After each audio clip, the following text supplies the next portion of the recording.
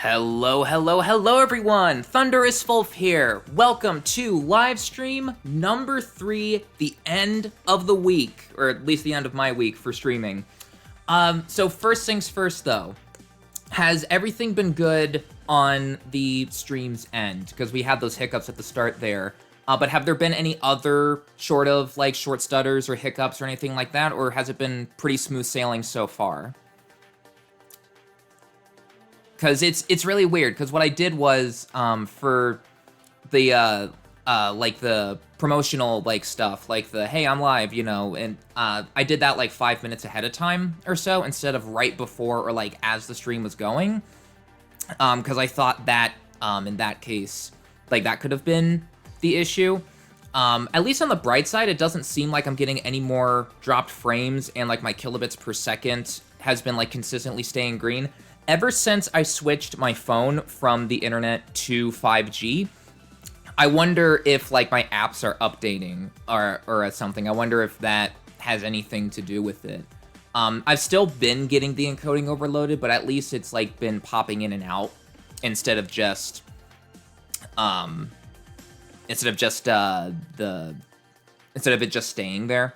Got a couple more, but it might be my internet. Gotcha. It's weird, because all of my settings are still, the same and everything, unless if OBS has decided to have, a mind of its own, and is like, here, you know what, the streams have been going pretty good, let's bump it up a notch. Which realistically, I don't think that's what's happening, but it's also really perplexing at the same time, too. See, so got a couple more, but it might be my internet. I'm wondering if it is my stream, because I'm still getting the encoding overloaded. I don't know. It's weird, because it also says on my end, the CPU usage is still pretty high, even though after a while it calmed down. I guess in the meantime, though, we can just chill here for the couple opening minutes. Hopefully things improve by then. Hopefully, we shall see. While we've got these first couple of minutes just to chill and get settled in and everything, Darv the Bird, welcome on in. Any lurkers, welcome on in. How's your day been so far? Has it been good, I hope? Has it been not much of a pain as my day has been? I mean, it hasn't been anything too crazy, but it's just been little small annoyances here and there that has added up. I've been having one of those days today. So nothing drastic has happened, but it's just small little annoyances. It's been fine for me. Hey, awesome, glad to hear. For any lurkers, I hope your days have been going good too. I hope it's been going, like I said, yeah, going better than mine, because mine's been a bit of a pain, but we roll with it. So the plan for today will be, let's see. Oh, Darv, other than the spider that didn't let me sleep well last night. Oh, no, I remember. Yeah, you said, you couldn't find it or something. Oh, God, seeing something like a spider and then realizing, oh, shoot, where did it go? That is, yeah, that's pretty that's pretty terrifying, especially for someone like me, because I do have arachnophobia. So, that would scare me, and that would have me worried, oh, shit, in bed and everything. Worried if it'll, crawl on me, or, ugh, no. No please, no thank you. So, plan for today. Today, we will be finishing up the Ace Combat Zero, the Belkan War campaign, and then depending on how long that takes, that is when I will be switching over to a different game. I'm wondering if it'll take, the full 2 hours, combining the rest of the missions and the cutscenes and the credits and everything. We'll see. I do have some other games in mind, though, in case there is a decent amount of time left in the stream. Which the other game that I have, actually, you know what? That brings up a good story. So part of the reason why today has been a bit of a pain for me, and the reason why I say that small little annoyances have been adding up, is because I knew that since we're towards the end of the Ace Combat Zero campaign, that more than likely I will be finishing up the campaign with a bit of spare time left in the stream. Because for those of you who may be new here, I stream from 6 p.m. to 8 p.m. Eastern. So I'm predicting that I'll have anywhere from an hour to a half an hour left by the time I'm done.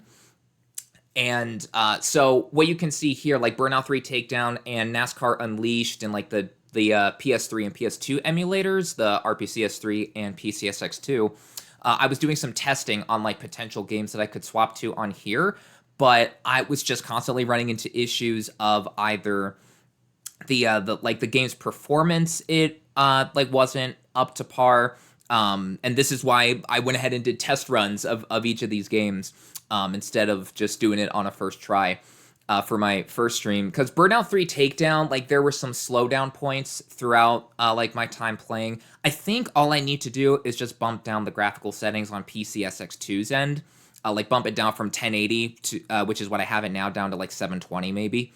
Which would be fine because, excuse me, because that's the highest resolution that I'm streaming in right now anyway. And then NASCAR Unleashed was a really weird case because the actual game was running fine, but for some reason, I don't know if it's like a thing where the Steam Deck is getting overloaded, because like PS3, Xbox 360, that kind of era emulation can be really finicky. Whereas like PlayStation 2 and below is like more or less like solid. Obviously not fully figured out, but pretty solid. But I was having these issues where like my controller, because I have an Xbox controller that's paired up with the Steam Deck via Bluetooth, would disconnect. And the only way for me to connect it would be to have to back out of the game. And it happened enough to where I'm like, shoot, you know what? Can't do that either. So small little annoyances like that. But I do have a game in mind for if we beat Ace Combat Zero, that being Need for Speed Hot Pursuit Remastered on my PlayStation 5, which I can just easily swap out the HDMIs, I'm assuming. So I'm hoping it goes that smooth, and all that jazz. But yeah, so Ace Combat Zero, and then if we have some more time at the end, if we have anywhere from an hour to half an hour, then Need for Speed Hot Pursuit on the PlayStation 5 and all that jazz. All right, so I don't want to jinx myself here, but on my end, things have seemed to stabilize a bit more. I'm hoping it stays that way. Like CPU has gone down, my kilobits per second is in the green, I'm not getting any more dropped frames. I wonder if having the Windows Media Player, because that's what I'm using for the like stream is starting kind of screen. It's working much better now. Hey, there we go. See, I wonder if Windows Media Player like has an effect on that. I don't know though, because I mean I don't know. I'd have to check Task Manager when I have it open, I guess. Windows Media Player shouldn't take up as many resources as something like Google Chrome should, right? I mean, I would imagine if it's just a media player and not like a search engine. I mean, I don't know. Like I said, I will need to probably check that out. Because if that's what's causing like the streams to be really laggy and choppy early on, then I'll need to think of something else. Or if worse comes to worse, I could put a disclaimer saying, "Hey, it's gonna be choppy for the first couple minutes, so just hang in there." Hopefully. Yeah, I was thinking a similar thing, that your waiting screen was taking too many resources. I wonder, yeah. I wonder if there's a way to do like I'll have to figure it out in some way, shape, or form. I wonder if there's like a way that I could do a waiting screen on my Steam Deck. I'll have to, I'm sure there is if I do enough digging. But yeah, okay, I'll look into that. Because yeah, at first I thought it was my phone, like I said earlier, because things started to improve once I swapped it from the internet to 5G. But yeah, now that things have completely stabilized, I'm wondering as well if it is my my waiting screen, the media player. But that is something for me to figure out over the weekend. Obviously, we are here to enjoy our time with some gaming. So, let us resume with our Ace Combat Zero: The Belkin War journey.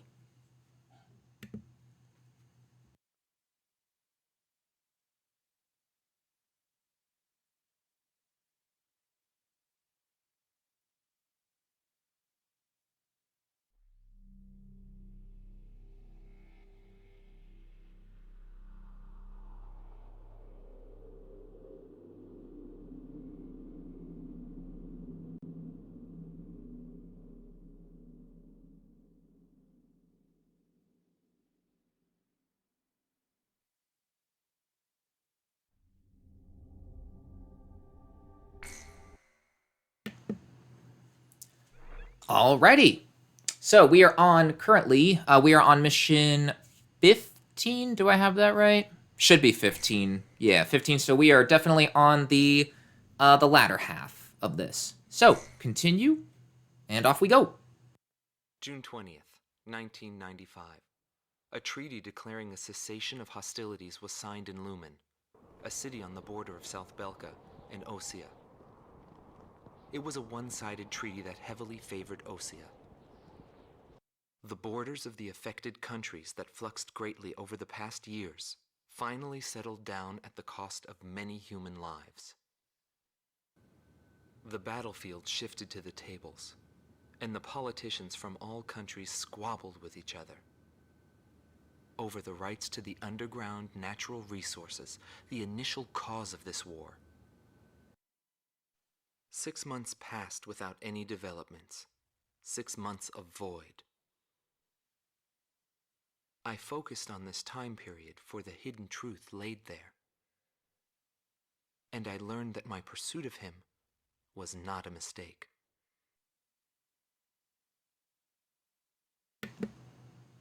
Hey, look at that, I was right. Mission 15. Hey, there we go.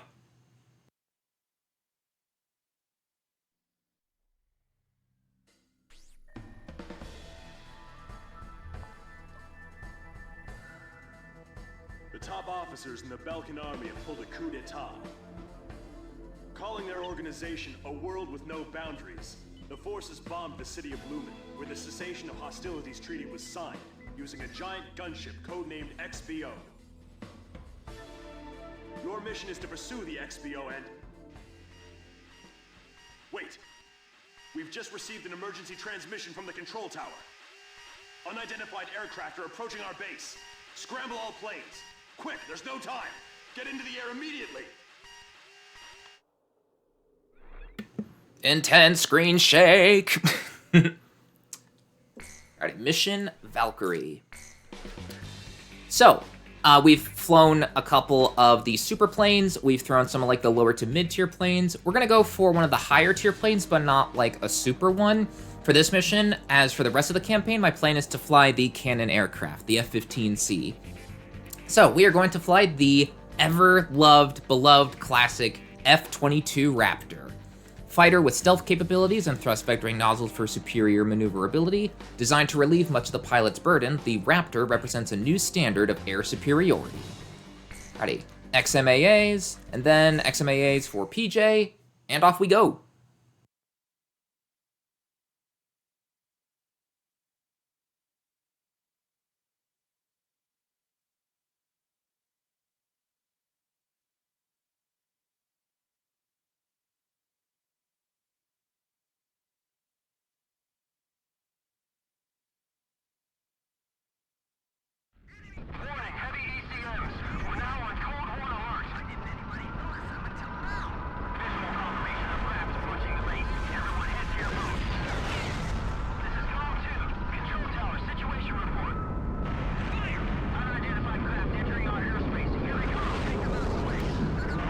Look at that big boy.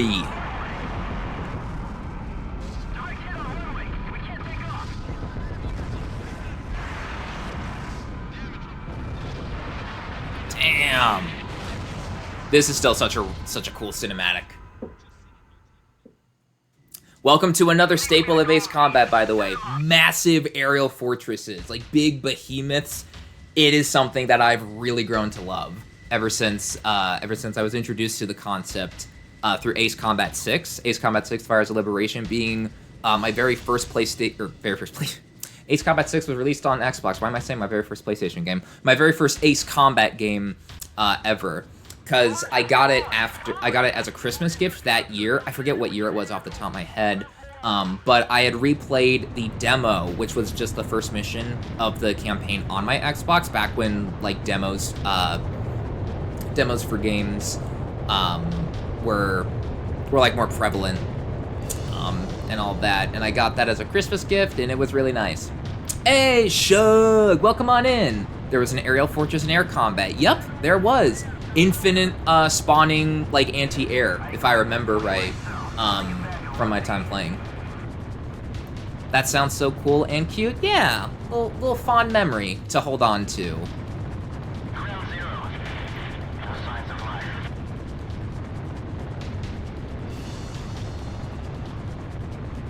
Our base has suffered extensive damage. And if we look to our left here, look at that. That's a familiar spot. Warning. Look at that. On radar. Initiate operation.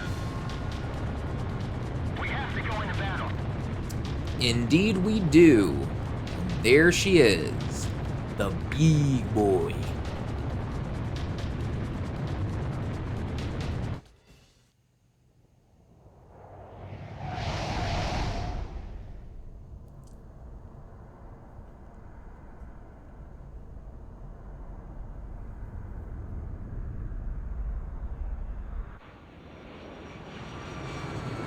Target XBO sighted.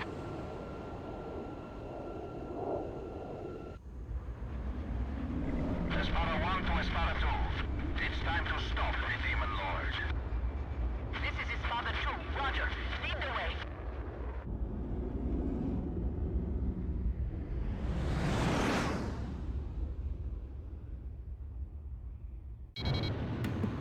Alrighty. And fun fact about, Fun fact about XBO specifically, I get to nerd out a little bit about this thing. It is meant as like an experimental bomber, hence XB. And that's the reason why it was like in the cutscene there, the opening cutscene, it was dropping the bombs from like the multiple like chutes. I don't even know if that's bomb bays, I should say, at the bottom there. It's meant to be like a sort of big, massive bomber. Christ, she's on me. Pixie, Pixie. I miss Pixie. PJ, come on. But yeah, that's what it's meant to be. It's meant to be a big bomber. But of course, it also has like anti-aircraft guns and missiles on the top there for defense against the aircraft as well. Elijah Drago. Hey, Thunderous Wolf, how are you feeling today? Hey, Elijah Drago, well, come on in. I'm feeling all right. I'm feeling a bit better now that I'm streaming. I've had a bit of like a mixed day today. Like nothing in particular bad happened, just small little annoyances here and there have happened just regarding the stream, like getting different games to work as like the backups since we'll be finishing the Ace Combat Zero campaign today. But like if there's enough time in the stream to warrant like swapping to something else, testing all those games and all that, like that was like the main source of the annoyance. But, you know, luckily I've got a game plan for another game that we'll swap to if time permits for it. And yeah, now that I've hit the start streaming button, I feel better now. Back gaming, back chatting with you all. It's nice. Good to hear that, buddy. Yeah, thanks. How's your day been, Elijah Drago, and everyone else for that matter, if you're in the chat? How's your days all been?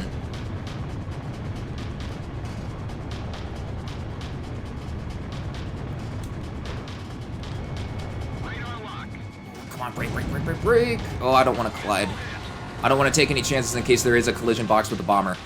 I don't know, I actually haven't rammed into a bomber yet, and I intend to keep things that way.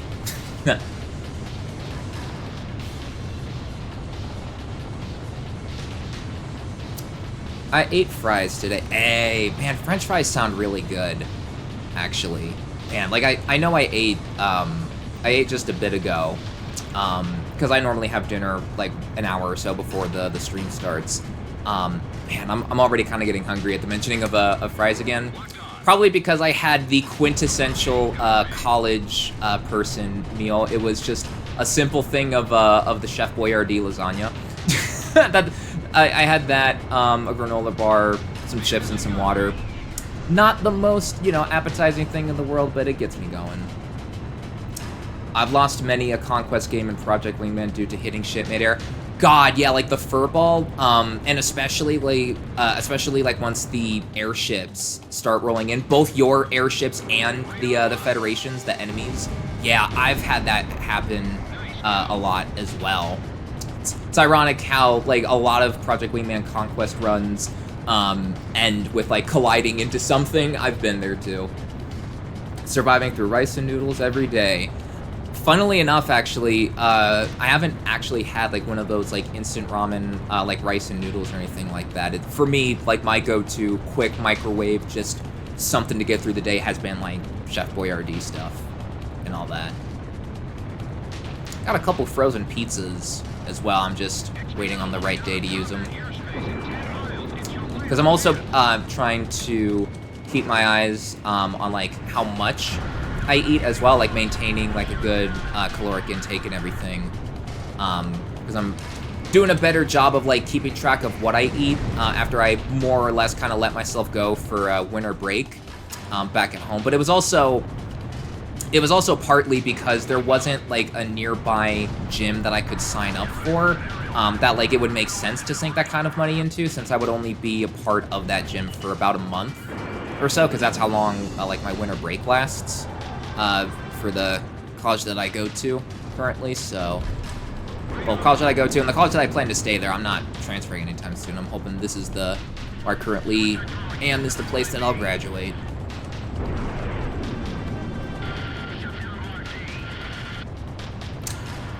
Also, I think how you pronounce this, the XBO's name is Hracefell? Is that how you say that? The spelling is really interesting. I mean, I'm probably just like the more common name for obvious reasons is XBO, but I think like the official name is Hracefell? Is that how you say that? I don't know. I think it is Hracefell because there's an audible like line of dialogue from one of the escorts where it's like, Hracefell, hold your fire, we're your allies or something, because like the crew inside is in a panic after you start wreaking havoc on this thing. Look at that thing, it's so big. And fun fact, the XBO, I mentioned on Thursday's stream that the final Overture Mission 13, I think it is, if I remember right, where you have, like, the score attack mission, where I said, like, the hangar that the aircraft that it houses is too small. That, if you remember the size of that hangar, it's supposed to house that big thing right there, which you could probably see if you remember the size of the hangar, how small it was. And down it goes. And it wasn't even like a part of the XBO. Like that thing is supposed to house the XBO in its entirety. Like not just a wing, not just the body, the entire thing. And down she goes. Thanks to you, the XBO has been shot down. However, our base was heavily damaged in the surprise attack. The squadron that you engaged consisted of Sappan and Osean fighters. We're currently investigating the situation. Once we determine the location of the renegade organization, we will launch a counterinsurgency operation.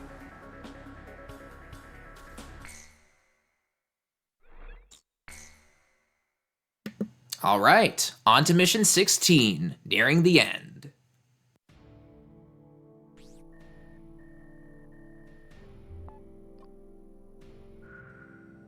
We have confirmed that the aircraft that attacked our base belonged to the major rebel organization, A World with No Boundaries. This highly organized renegade army is comprised of soldiers from numerous countries, including Osea, Sappan, and of course Belka. They are believed to possess a massive arsenal of weapons. The coup forces are gathered at Mund, in northern Belka, where they've confiscated the Avalon Dam facility from the Belkan army.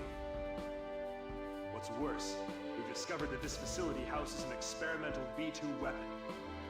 Unfortunately, it took us a long amount of time to uncover this information due to the facility's location beneath the dam's waters. Proceed immediately to Avalon and destroy the V2 weapon. Note that V7R blocks your route from Valais Air Base to Mund. You will most likely encounter fierce resistance from the crew forces of both V7R and Mund. Remember to be prepared for attacks from land, air, or elsewhere when choosing which aircraft to pilot. This mission will succeed upon the destruction of the V2 in the target area and your safe return to base. Now go destroy that weapon and come back in one piece. Anything else is unacceptable. All right, we've got our orders. Operation Thunderbolt. All right, so for these last set of missions, because these last couple of missions continue from one another, like there's no returning to base, so it's like this is your final sortie, even though it's not the final mission quite yet. We're going to roll with the cannon aircraft, like I said earlier, the F-15C Eagle.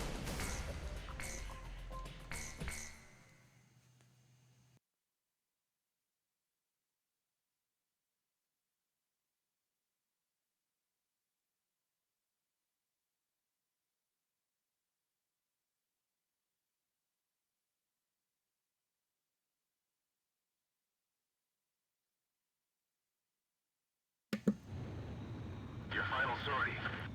Final one. Perfect weather, too. It's raining. Look at that. Preparations complete. And off we go.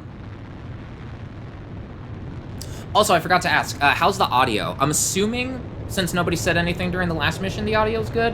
What I did was I went ahead and bumped the game audio through the capture card. I previously had it at 10 decibels. It's now at 8. So is everything still good audio-wise? Do I need to bump anything up or down? Or is it all good so far? I'll be back. Let's make sure that we're back.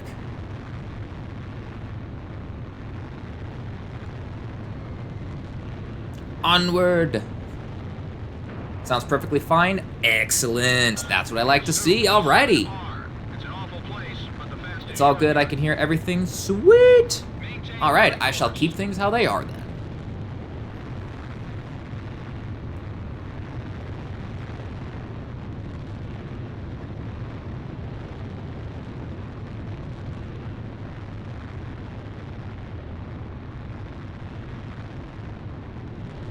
Enemy aircraft detected close to area B7R.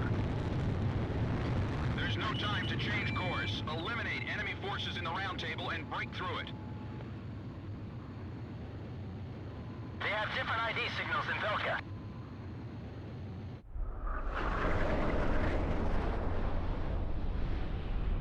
Target confirmed. Sorcerer 1 to all planes. Apply full thrust. Don't even think about heading back.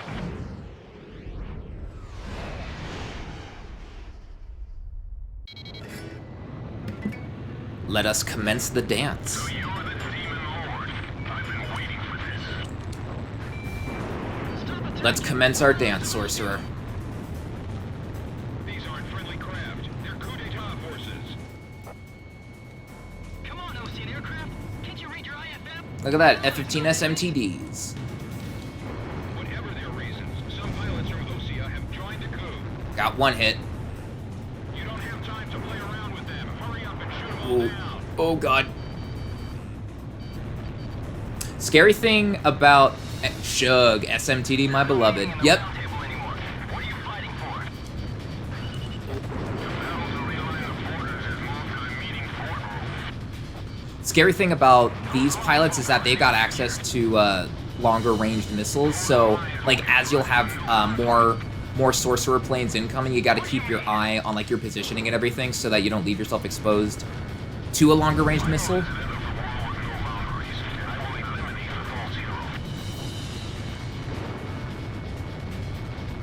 Oh god.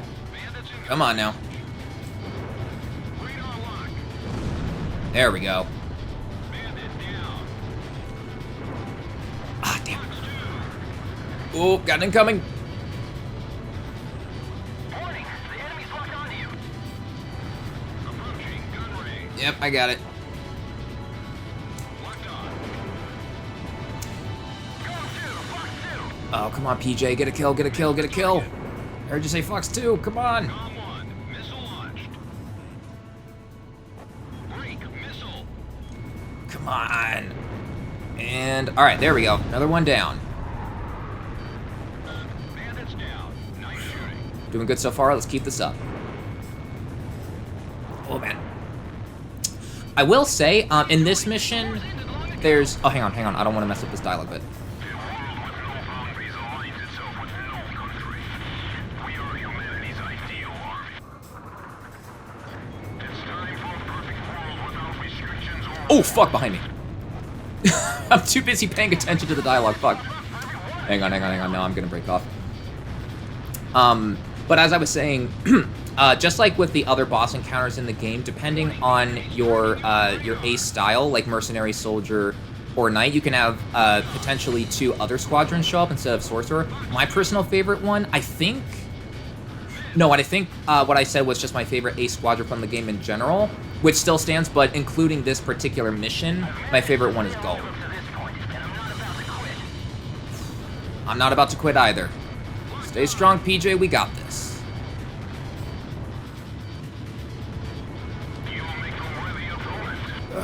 Why, thank you, Sorcerer. You and your team are actually holding up quite well, too, I will say.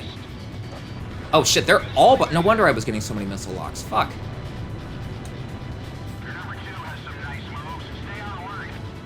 Hey, you hear that? PJ got some credit. All right, PJ's apparently kicking some ass. Good job, buddy. He said they're number 2. Nice. I'm breaking through. Golem 1, missile evaded. Bring on lock. Oh god, it's tough because the instant that you want to straighten out your aircraft for a missile lock, that's of course when a missile is coming right at you.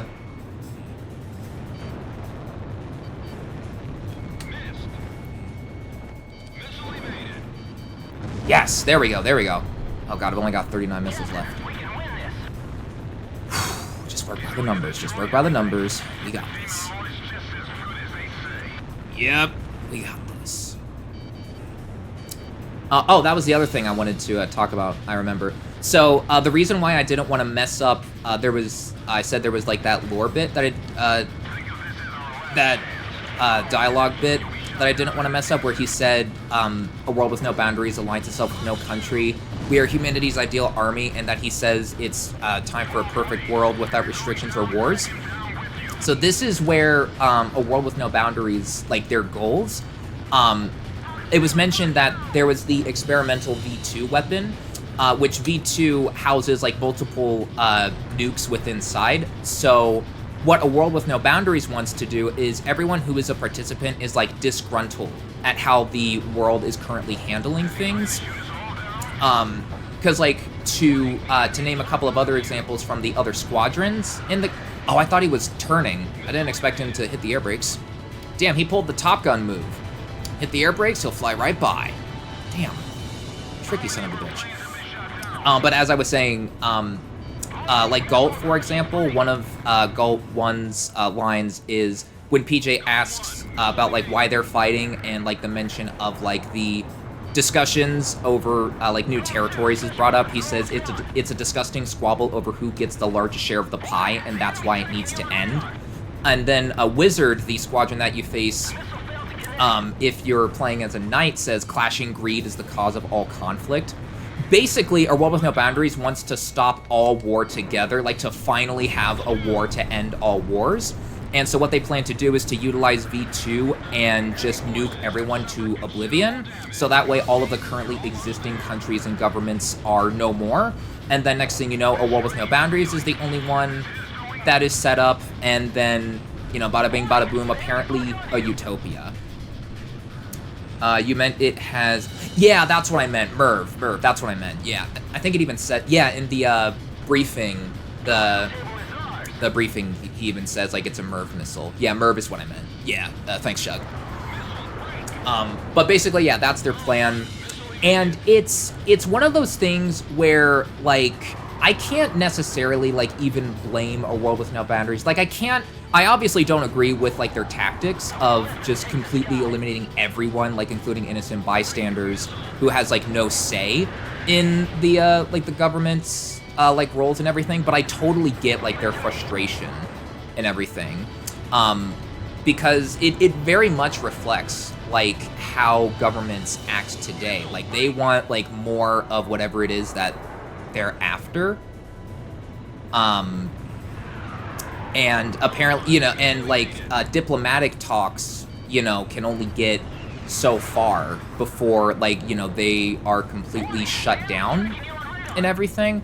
So I get why, like, everyone who's a part of a world with no boundaries is disgruntled, and like the intrusive thoughts, like, side of me is like, fuck, maybe I should join a world with no boundaries, because then, you know, all of a sudden, like student loan debt, I wouldn't have to repay that, for instance, because I have made the unfortunate mistake of being an American college student. Wouldn't need to do that. Any medical debt, because I also make the mistake of having American healthcare. Wouldn't need to worry about that. But obviously, like, the reasonable side of me kicks in, and it's like, dude, you're really gonna just kill everyone who has no say in that? Like, people who are struggling more than you, but, like, don't deserve to die and everything like that. It's, yeah.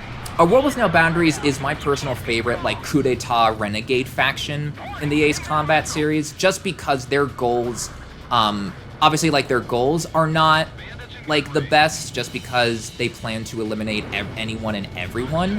But the reasons that they are fighting, how disgruntled they are at, like, the world and, like, the state of things, I totally relate to that.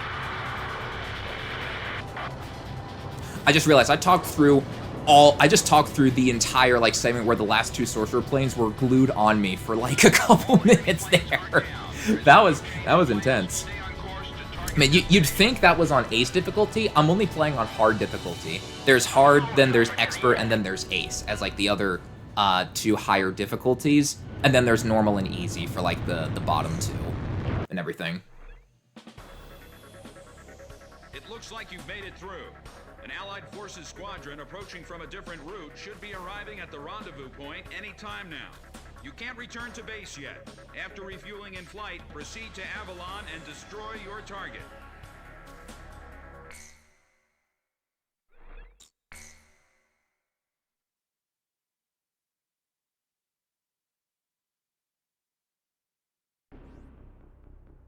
I'll transmit the latest data we've received from the Allied forces.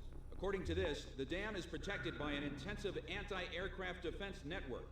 To deal with this, the Allied squadron will draw anti-aircraft fire to itself in the skies. Meanwhile, GOM team will join the Allied squad's Avalon Dam strike team and approach the target at low altitude through the canyon. That's the only way we stand a chance at succeeding. If you destroy the V2 launch control facility, you should be able to stop the weapon from being fired. The V2 will probably be equipped with a nuclear warhead.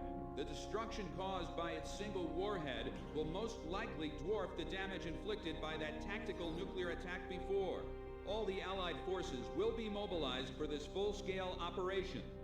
It seems this war doesn't want to come to an end. We must stop the V2 launch. Hurry!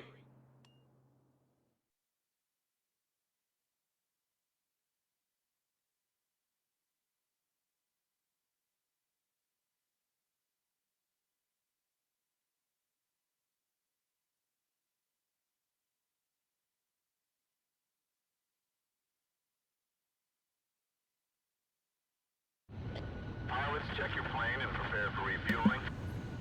Also, mid-air refueling, one of the available mini-games Refueling craft. that you can do.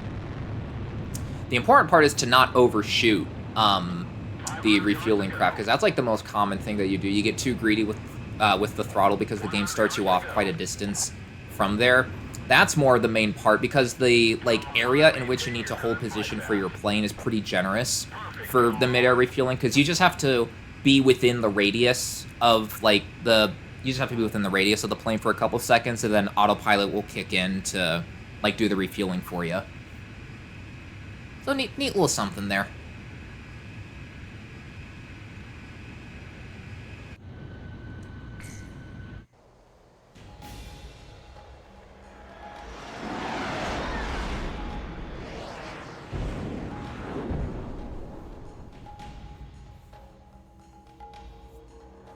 All right, let's get this started. Keep low to the water on your approach to Avalon. You'll be shot down if you fly high. Get to the enemy fortress. Once you're close, increase altitude and fly over the dam. Oh man. All right, here we go. I know I can do it. I'll follow your lead. Let's do this. You pass the first bridge.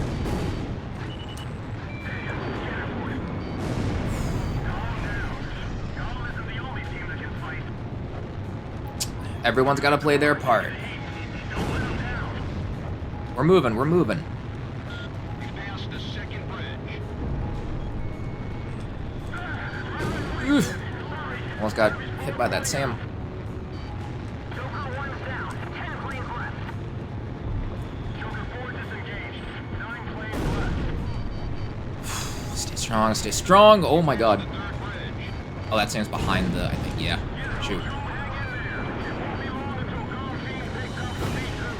Oh my god. Man, I remember I used to have such a hard time with this mission in particular, because I think what I was trying to do was I was trying to like get as many targets as I could throughout here. I was getting too greedy, so I would constantly fly above like where the enemy SAM network is and everything. I would get too greedy with it.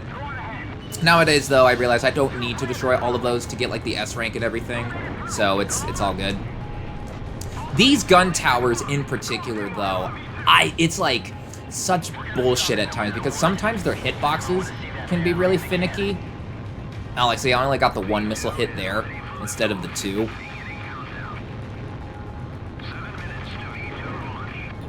Oh, come on, there we go. All right.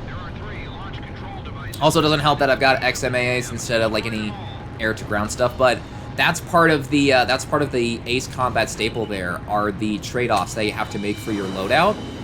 Deciding like what special weapon you want to go with and like what you want to specialize in and everything. Either air-to-air, air-to-ground, or in some cases, depending on the special weapon, you can do both at the same time, but those instances are pretty rare. Territories, peoples, authorities, all will be liberated. This is the new state. A world with no boundaries will create. Neither nations nor nationalities have meaning. All right. We'll erase these unnecessary borders. The world with no boundaries will And a new story. Not on my watch. The world will change. That is true. Regardless of the outcome of this battle, the world will be changed forever. So at least in that aspect, Wizard 1's right. Man, the music! Da-da-ba. Okay, I'll stop. I won't interrupt the music with my shitty ass singing. Oh man. Aw, man, that XMAA only got 1? Boo. Avalon, this is the final destination. Oh, someone behind me.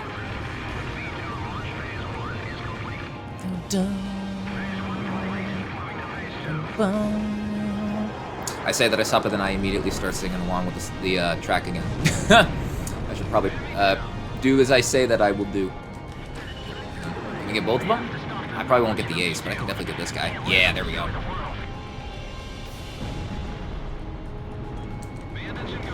Oh, we got the time to spare. Here we go.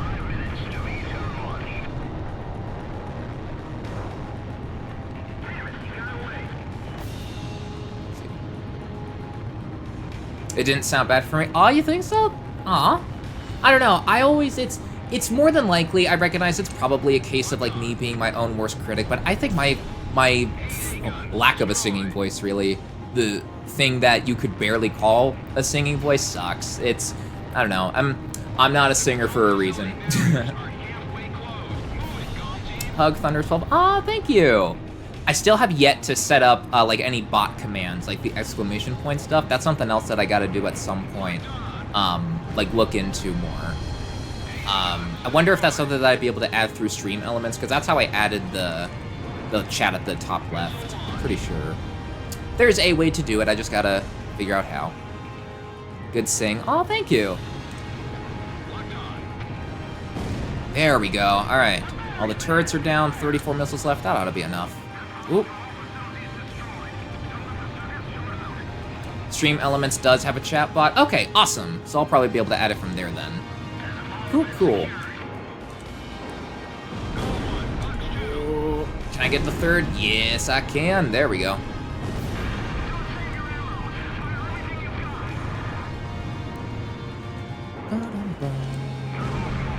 Ba-dum-bum.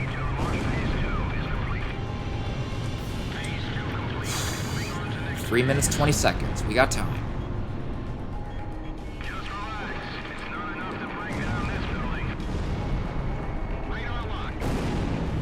Man.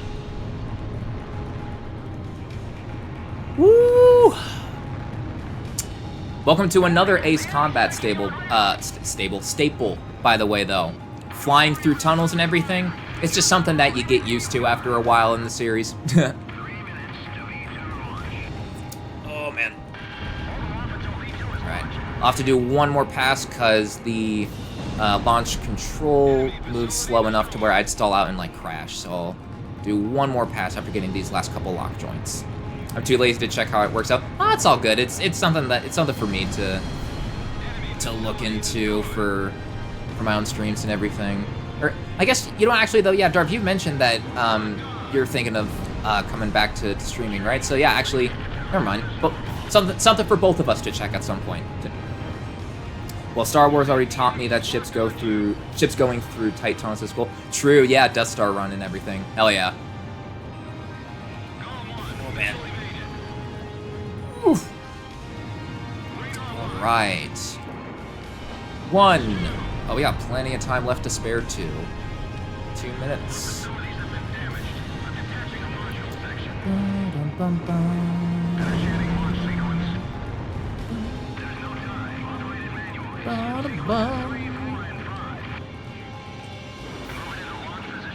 Bada bing, bada boom, there we go.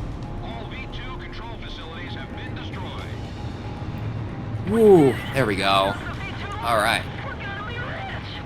Oh, did you hear that voice crack? Oh, that particular line from PJ is always painful to listen to just because of how hard his voice cracks. Did you hear that? We're gonna be rich. Or something. That sounded more like Goofy, I guess. Your stream is really fun to watch you. Oh, thank you, Elijah Drago. Glad you like it.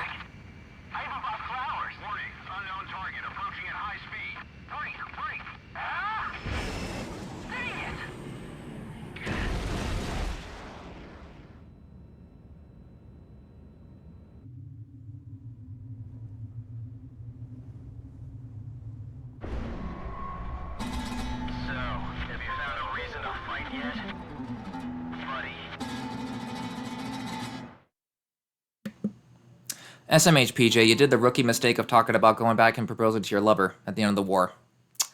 Can't believe you did that. And now, one of the greatest missions in Ace Combat history. From the gameplay, to the music, to the lore, just everything about this mission is awesome. Everyone watching, enjoy.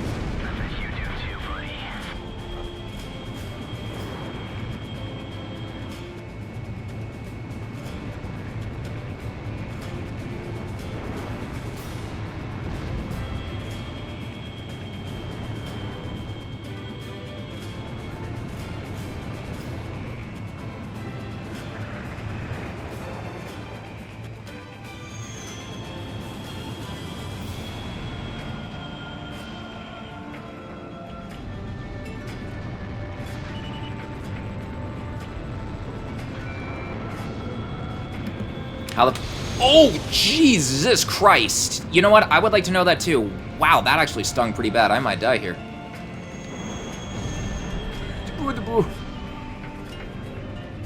Shoot, the millisecond that I glanced over to read chat, Pixie knows. This is why you don't read Twitch chat and fly at the same time. How the fuck is the tactical laser system rotating like that?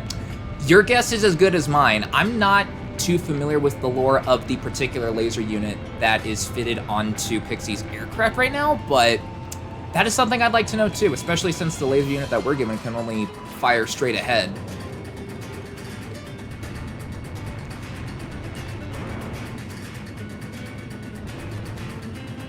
Oh man. It's all about waiting for that right time as I miss more missiles.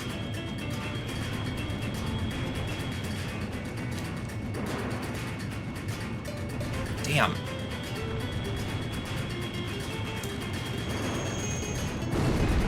There we go. Okay. Mounts don't look like they could rotate that much. Yeah, I wonder if, like, the actual, like, point where the laser is coming from, like, could rotate, like, not the actual unit itself. I wonder. Definitely something to look into. Scary getting in close when Pixie fires the multi-purpose burst missiles, though. Just because I don't want to get caught in the blast radius, especially with how badly I got damaged from that first laser strike. Darv, love the guitar. Dude, the guitar is awesome in this part. Yes!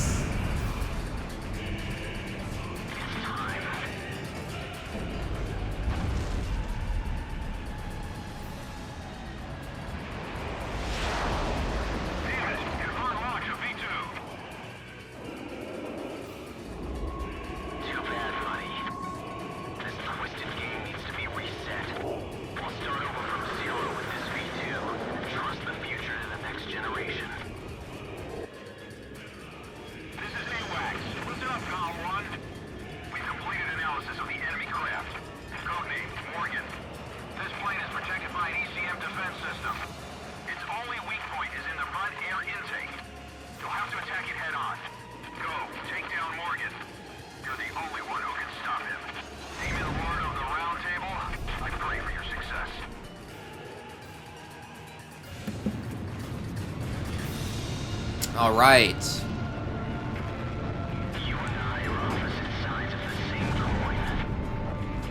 Did you see how sharp that missile turned there? The hell?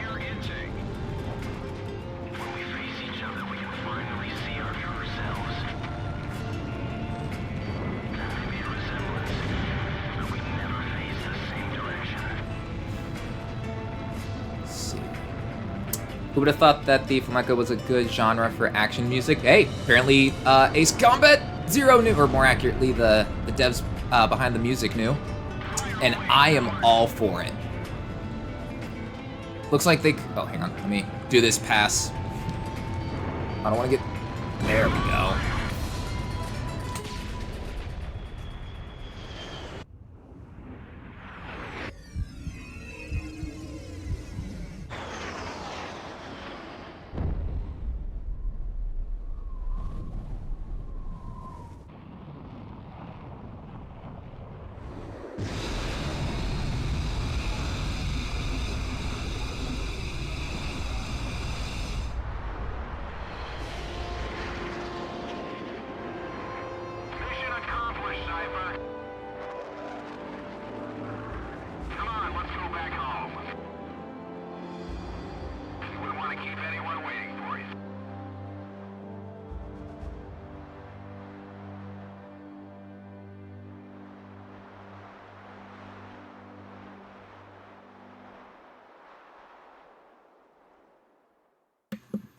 Looks like they could only really rotate the mantlet of a superstructure, tank destroyer. Gotcha. So this is the hidden truth about the war.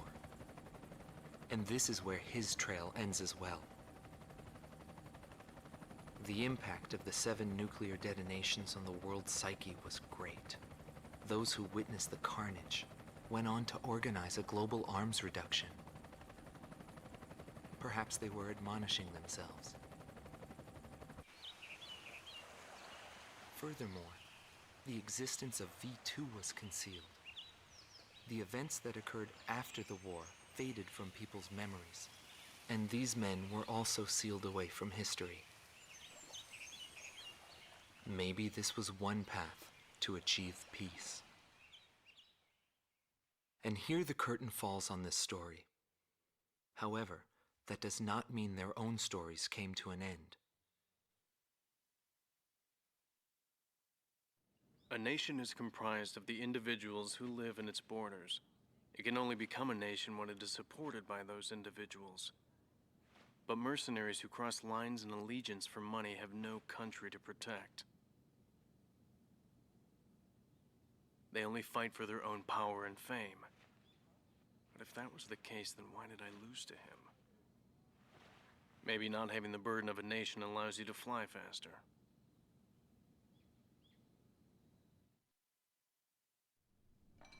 I bailed out and landed here. The captain was gone. I've lived a comfortable life since then, and I probably have him to thank for that.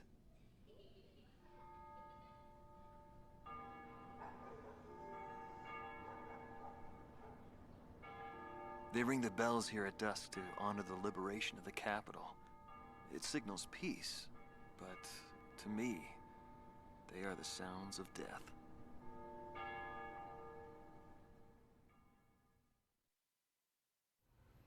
Is the man still alive? Though I guess it's hard for bad guys like us to die. The real heroes always manage to die first. But guys like him, Solo Wing, and me, we live the rest of our lives in hell. But then again, being alive is proof that we were good.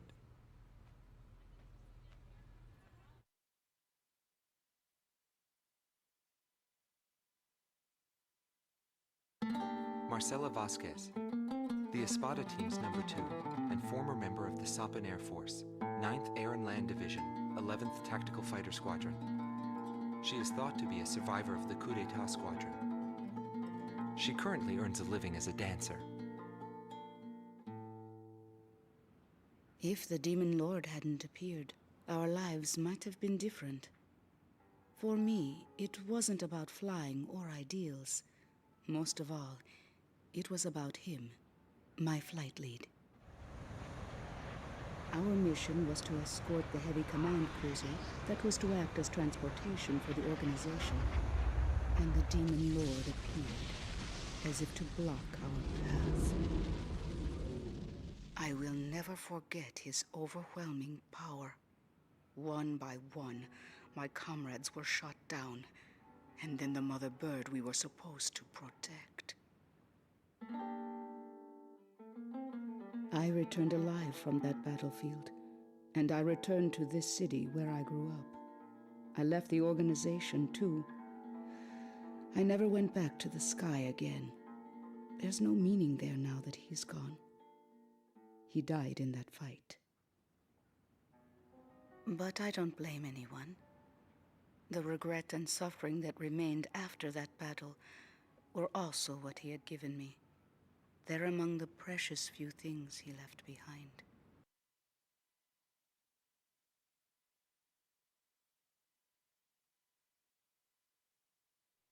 Anthony Palmer, former lieutenant of the Ocean Air Defense Force, 8th Air Division, 32nd Tactical Fighter Squadron. He's been missing for some time, along with Captain Bristow of the same unit, since the decisive Battle of Valdreich. Captain Bristow is rumored to be one of the founding members of A World with No Boundaries. Palmer's ties to the captain have led many to believe that he is a high-ranked individual within the group. He currently works for an insurance company based in Aurid, the capital city of Osea. Demon Lord was right. Everything he touched fell apart.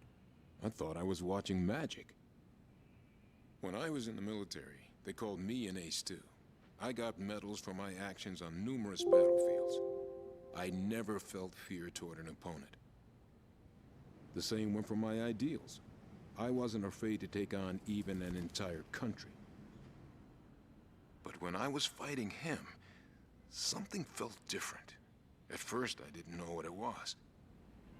It wasn't until I noticed my hands shaking on the flight stick that I realized. It was fear. It's embarrassing, but once I felt that, I couldn't fly anymore. I felt guilt toward my companions at the time. There's always a war somewhere, and I'm sure he's on some battlefield somewhere fighting even now. He'll always have a place to live.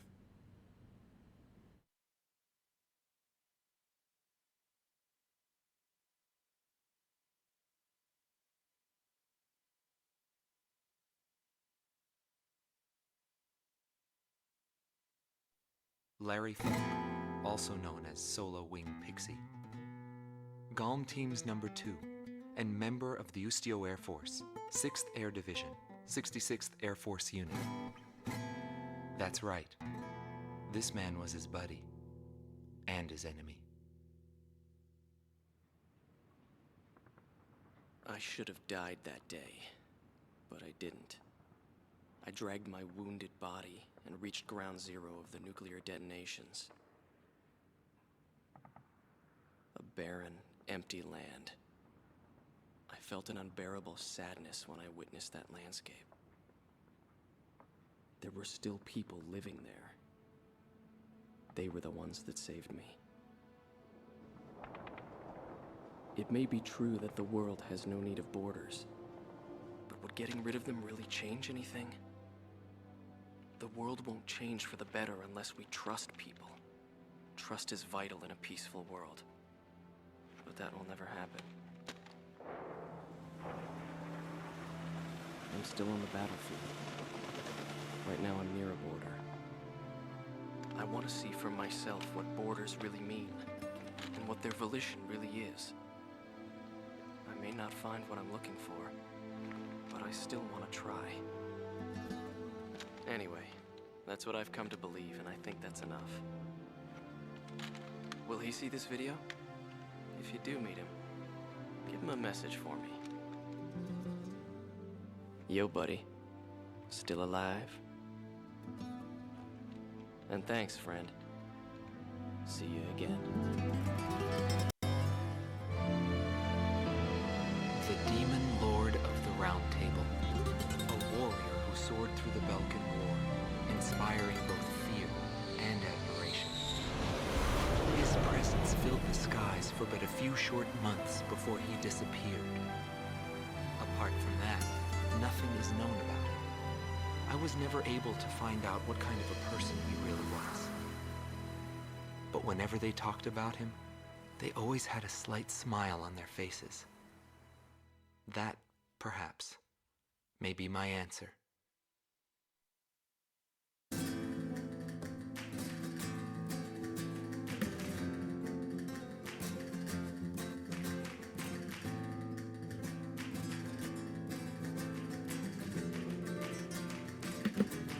And there we have it. Ace Combat Zero, the Balkan War. My mic was muted so you couldn't hear, but I was reciting the entire, like, Pixie speech, and, gosh, that ended, like, especially when Pixie says, yo, buddy, still alive, thanks, friend, see you again. It feels like he's talking to you directly, doesn't it? It feels like he's not just, I mean, it makes sense because we take on the role of Cypher, but, like, even beyond talking to Cypher, it feels like he's talking to us directly as players, you know? Yo, buddy, still alive? Thanks, friend. See you again. Man, Pixie's ending speech is really good, too. My particular favorite line of that is, trust is vital in a peaceful world, but that'll never happen. That's true. Like, to this day, that is true.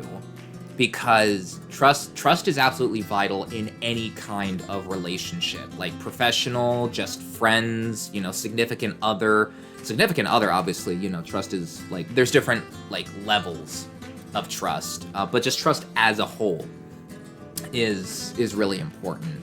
But you know, everyone, everyone has like different varying levels of trust, and you know, someone like me who, has been dealing with trust issues, in the past couple years and everything. It's not as bad as it was like a couple years ago, but I still feel the effects of trust issues, and all that. Like I've felt those experiences. It can be really hard to trust at times, especially like, what happens if that trust is broken, for instance, like the pain that could come with that and everything. I didn't expect it to get so real at the end here, but hey, I mean, oh, look at that, between the towers Excalibur, did you see that right at the end there? Sorry to hear that, but at least you learned from that. Yeah, I'd say that I learned from that. I would say definitely bettered myself from that as well. Specifically, I bettered myself once I realized how to like better handle the incident. We'll just say I'm not going to go into detail because it's a personal matter, but But you know, I've had that.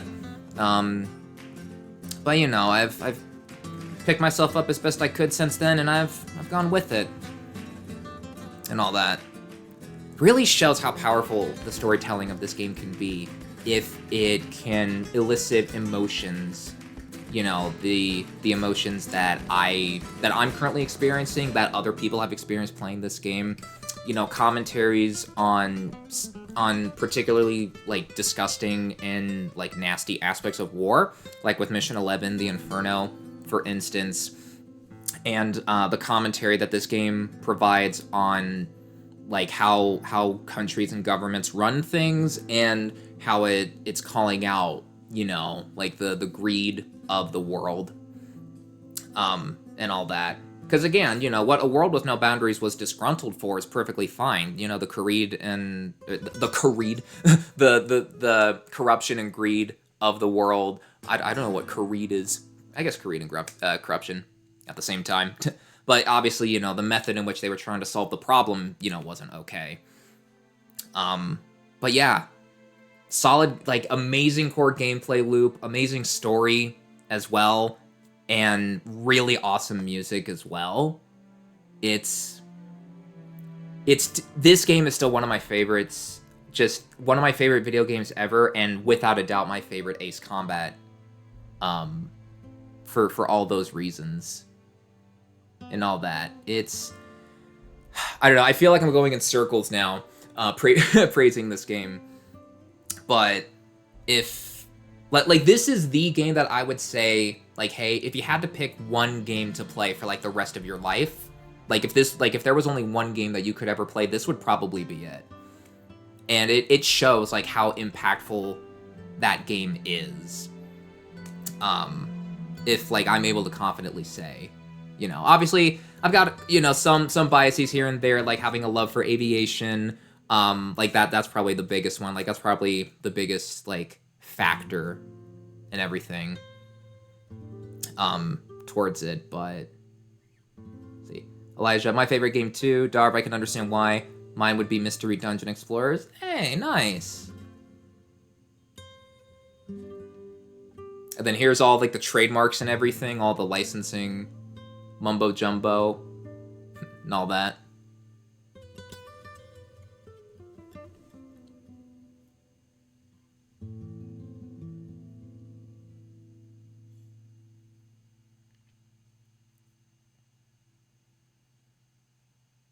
Damn, you weren't lying about the yeah, it can cost you multiple pretty pennies, not even just a pretty penny, multiple pretty pennies if you want to use the official names and the official name and likeness of each aircraft. It can really get intense with the cost and everything, because yeah, all of that, like even the helicopters in the game, for instance, like if you want to use the official name of like the AH-64, excuse me, for the Apache, or the CH-47 Chinook, for example, you know, you got to pay up to have that official name and likeness in the game and all that. And then campaign result obviously shows you everything about each mission, what aircraft you use, what rank you got, your alignment through the story and everything, and all that. But yeah. Will my controller... Okay, thank God it will. My controller disconnected because I set it to the side and all. Oh, no, I meant to save. Oops. Here, let me do that real quick. I don't want to lose my progress. But yeah, that is Ace Combat Zero, the Belkan War for you. I hope all of you watching really liked it. It was really fun to be able to play this. Back when I was first considering doing live streaming and everything, like, this was the game that I knew that I had to play first, just because of how beloved it is to me and everything. It is my favorite game for my favorite franchise. I knew I had to have this be the first. And I'm lucky that this game was able to run just so buttery smooth. Like, I'm lucky that it's able to run so well on the Steam Deck, just because not every game that I have on here does. Like Ace Combat 5, for instance, I've got that loaded up on the Steam Deck, but it's currently really slow and laggy, for instance, which isn't an issue because I've got the PlayStation 5 version. So if I ever wanted to stream Ace Combat 5, I just hook up my capture card to the PlayStation 5 and all that. But yeah, so I'm very fortunate and lucky that my favorite Ace Combat game is able to run so well. Got very good points. I do like it, and it is very fun. Yeah, really fun. Hell yeah.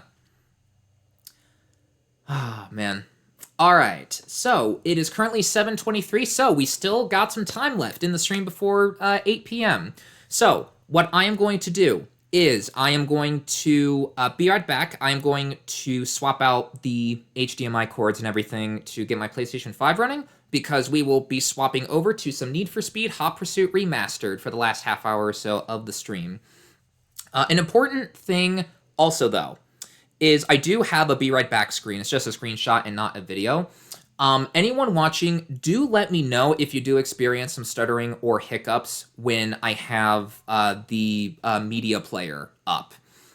Or you know what? I guess since it's not a video, it would just be like the image editor. I wonder. Just let me know, because at the start of the stream, Darv pointed this out at the start. What we're thinking of is like the media player when I do the video for the stream starting soon is what's causing the beginnings of the streams to be really laggy. But we shall see about that. Alrighty, Elijah, take your time. Alrighty, will do. Oh, nope, I'm getting the encoding overloaded as soon as I opened up the Be Right Back screen image. Okay, so that might be, that might be what's happening here. We'll see if it stays that way. Hopefully not. But do report back to me in case if something happens. Alrighty, I will be right back.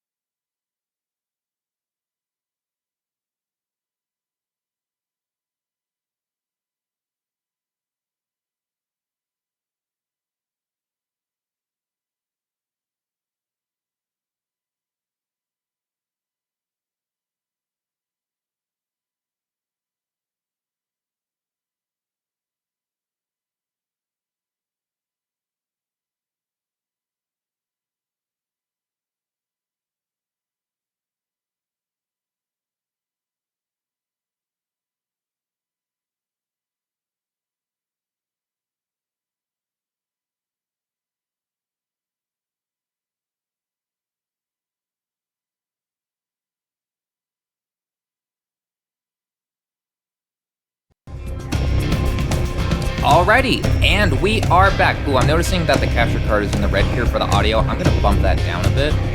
It's currently at 8, because this game is a bit louder than my audio settings for Ace Combat Zero, so I'm gonna bump it down from 8 to 5. Alright. So just using this as a base for everything. Is the audio sounding good? Do I need to bump the game down more? My voice higher? How's my voice sounding in relation to the music going on here? Is it good?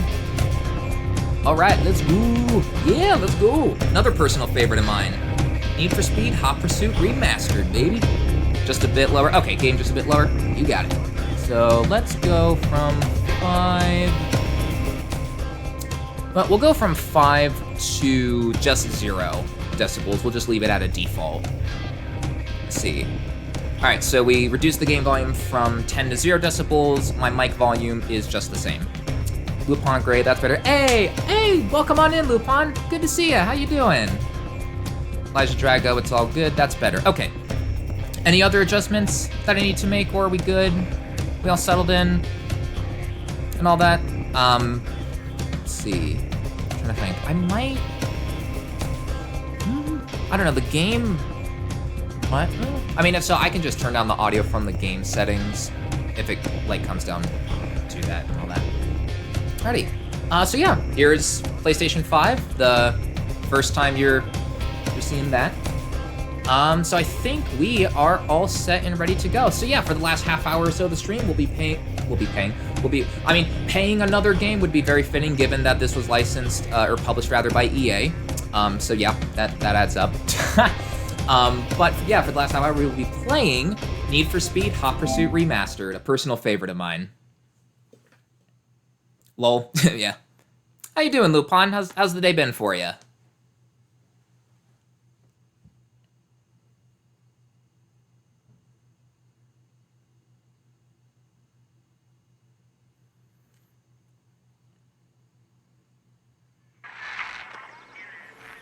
All right.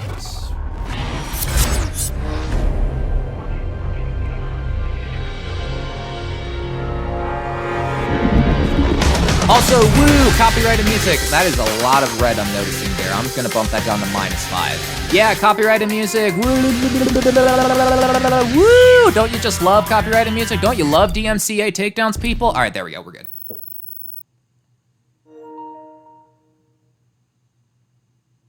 Gameplay. Contact. Stay up to date with the... No, you're not sending me emails, EA. Fuck off. All right, there we go. Audio jungle. Alrighty, here we are. Okay, so now that we've got... Alright, I think we should be good. So, Need for Speed Hot Pursuit Remastered. This game is another one of my personal favorites because of just how buttery smooth the solid core gameplay loop is. This game is my personal go-to example of the map that you're driving on paired up with the car physics done right. So for those of you who haven't played this game before, the roads, you'll see in the gameplay here, the roads are much more wide and accommodating because the way that the cars handle in this game, they're a lot heavier. They don't want to slow down when you speed them up. They're not as maneuverable compared to like Need for Speed Carbon, for example, where the cars are able to turn a lot sharper, and all that. So let me bump it down a bit more, just because I'm noticing that on the capture card and the audio was still a bit in the red. Let's see, I don't know, audio check, is it good? Should I bump it back up, or is this good? Just because I noticed it was a bit in the red and I don't want to make people's ears bleed. But as I was saying while I'm waiting on that, this is just the go-to example for me for like map and car physics paired up done right. Because there are plenty of other games like Need for Speed Most Wanted 2012, for instance, where it's got the heavier handling cars of, say, this game, Hot Pursuit, but in a tighter city map where you would need something like Carbon's physics, for example, that allows for tighter turns instead of like the wide accommodating drifts that you need to do in the game, which results in you slamming into a lot of walls, a lot of traffic, not being able to dodge out of the way of traffic in time. There are other aspects about 2012 Most Wanted that make it bad, like there's a bit of input delay for that game as well, and like the crash resistance, like when you bump into something, is pretty low, so like you crash out a lot more easily for that and all that. But yeah, alrighty, so we're just gonna do random events as I see fit here because I've already completed like the quote-unquote campaign, which is just a series of events here. Alright, so which ones do I want to do? Let's see, reach a pace, let's do this, yeah. Let's see. I find racing game handling really interesting, like the whole arcadey versus simulator style.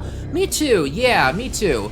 For me personally, it just all depends on like what the other aspects about the game are. Like, so long as the core driving experience is good, then the rest of the game, you know, can be good too. Because a driving or a racing game can have like the best story, the best audio, the best looking graphics, it can have everything else, but if the core gameplay of just driving around sucks, then the whole game is going to suffer as a result. It's just gonna be bleh. You know what, actually, I'm gonna move myself back to the center. So that way I don't block the pursuit tech at the, I believe the pursuit tech is at the bottom right. It's either that or the minimap, I'm not sure. But the way that Need for Speed Hot Pursuit, another really cool gameplay mechanic of Hot Pursuit Remastered, is that all of the cars here, you see at the top right how it says Sports Series, for instance. All of the cars in this game are divided into tiers.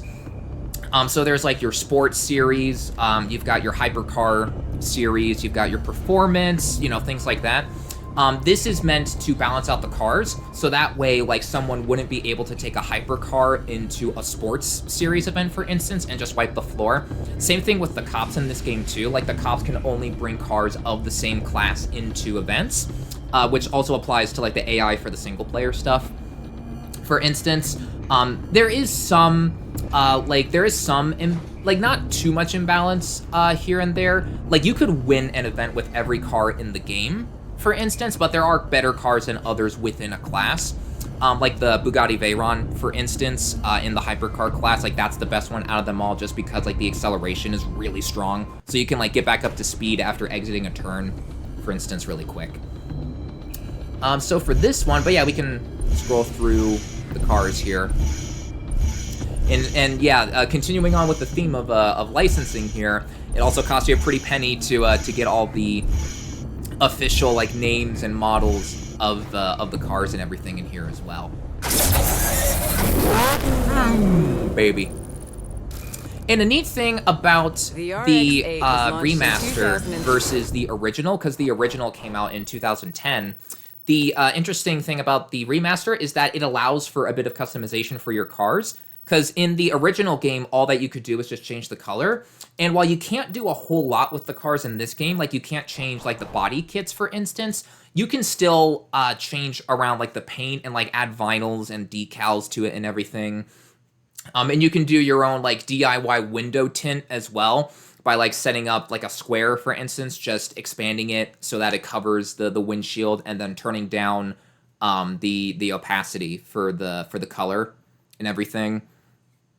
And as you can see here, it records how many times you've played this event, like 12 attempts. I played this game a lot. Sometimes this is like a comfort game for me where I just go to chill. Oh, cool, the RX-8 has a Wankel engine, right? Is Wankel the same as rotary? I'm not too familiar with different car engine types. All I know is that the RX-8 has a rotary engine, so if Wankel is the same like name for it. Okay, yeah, it would have a Wankel engine if that's like the same, if that's like similar in terminology to a rotary, yeah.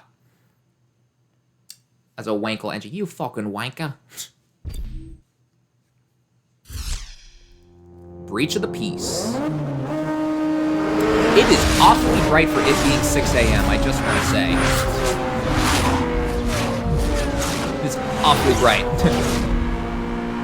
Alright, so audio now that we're actually in the game, in an event and everything, because like with the collisions and everything and the music that kicks in, it can get a bit loud, so I can lower the game volume a bit more if needed, so just let me know. I can pause and like the chat if it comes to it. There are different shortcuts as well that you can take in this game as well, which for the racers and their NOS is interesting because the way that the NOS, like the boost for the street racer side, the way that those work in this game is that you can only recharge that through dangerous actions. So like driving on the opposite side of the road, taking shortcuts, wiping out cops, tailgating, like drafting behind other racers and such, and all that. Whereas with the cops, they have a NOS that charges up just on its own.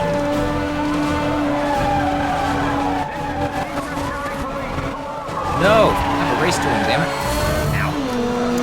The AI for whichever other faction that you're not a part of is really strong too. Like they can and will absolutely fight you on certain things. Oh god, that's a roadblock up ahead. Ow! All wankers are rotaries, but not all rotaries are wankles. Gotcha. All right, and then through the station we go here. And then this is a divisive mechanic within the Need for Speed community. From what I've heard, the addition of the pursuit tech in this game, which are essentially just weapons that you can use, like both for offense and defense. Like I just deployed the spike strips there. There are other abilities that you can deploy too in the game, which is the, as you can see at the bottom right there, turbo, jammer, and then an EMP. EMP being like a ranged lock-on kind of attack, jammer disrupting other pursuit tech, so like police pursuit tech, like if you have an EMP locking onto you, you can disrupt that. And then turbo, which is just like a big speed boost at the end there. Nice. Got him. I need another call. We just lost a unit. Wrecker is en route.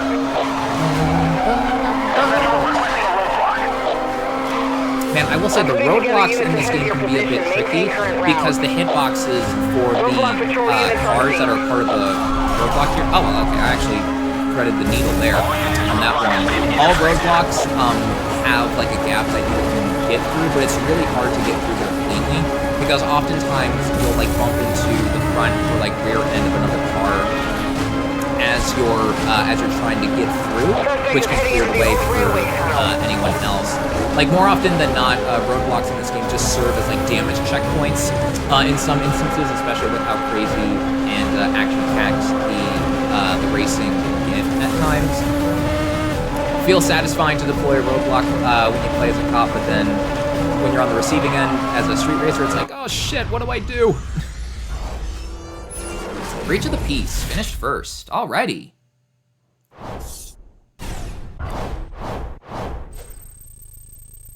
And then the way that the XP system in this game works is through bounty, which in the Street Racer context means like how wanted you are by the police in this game. And then for the cops, the context of bounty is just your experience with the department, like their contextual reason for giving you like better equipment throughout the game and such.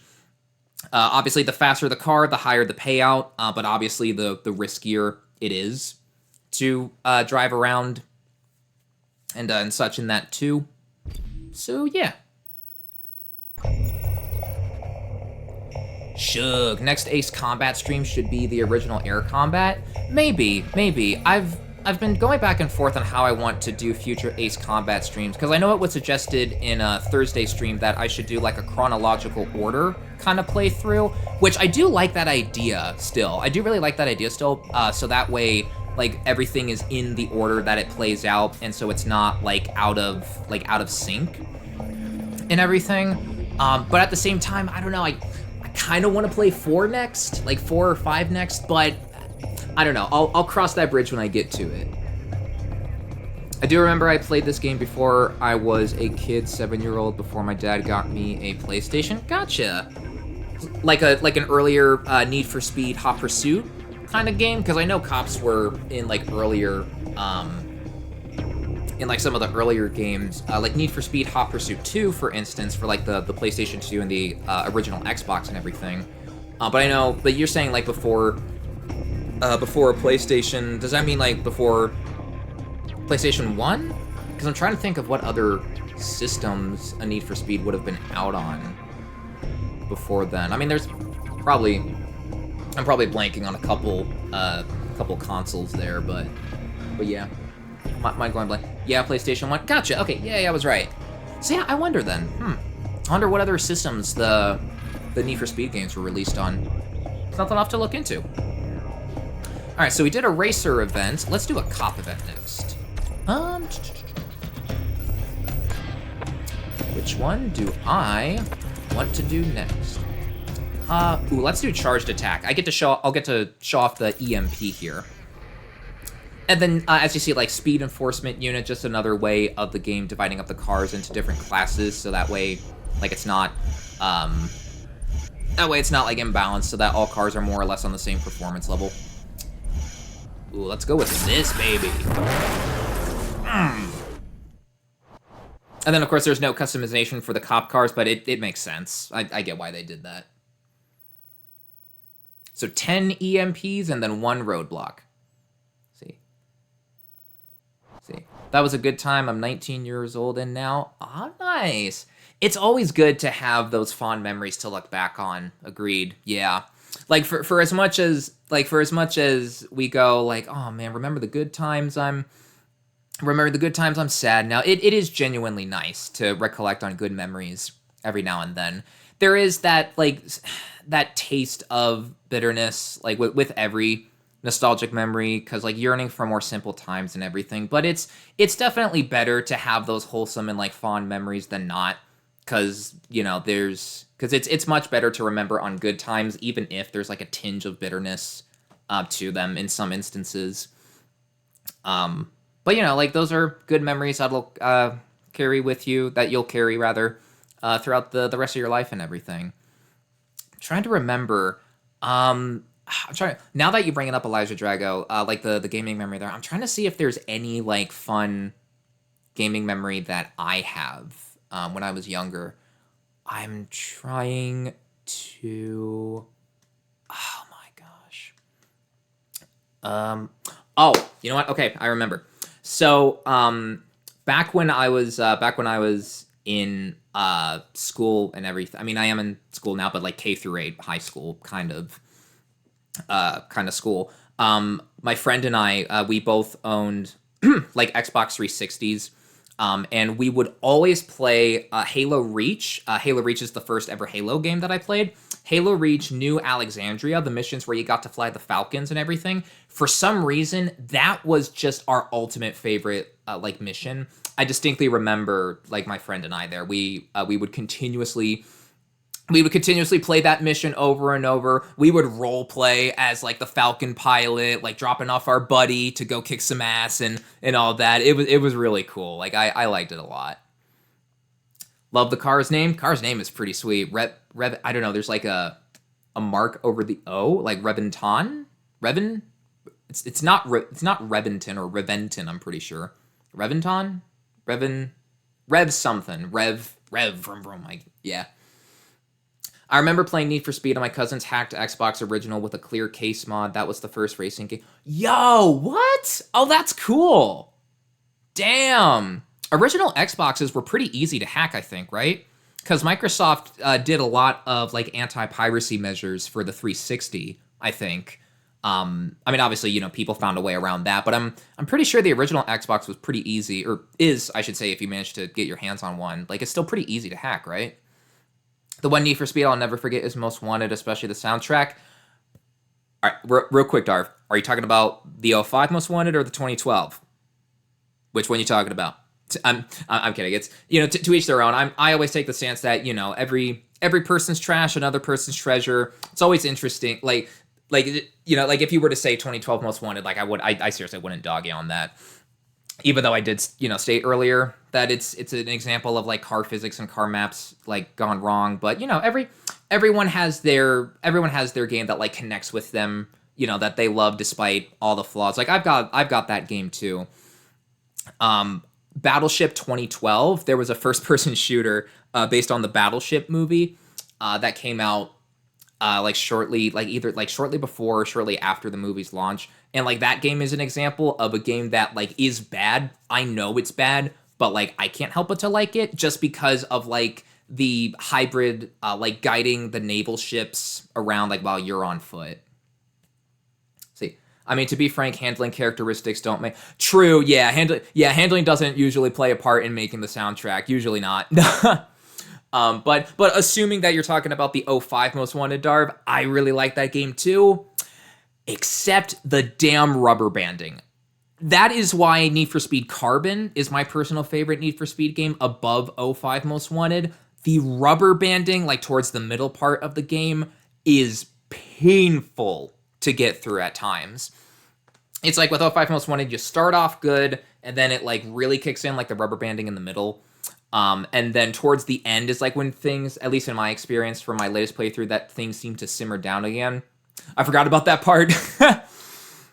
Oh, I am so sorry I brought back traumatic memories, probably. Man, did you have any memories with speed trap events, like the events where you would cross checkpoints and like whatever your speed was at that time, it gets added up to like a final speed. Whoever had the highest speed at the end wins. you would cross the final speed trap, you would get to the end, but then because of the rubber banding for the other opponents, someone would end up like 200 or maybe 200. I was going to say, would 200 be a reasonable number? Like 100, 200 miles per hour ahead of you, and you'd be like, fuck, I got to restart now. Yeah.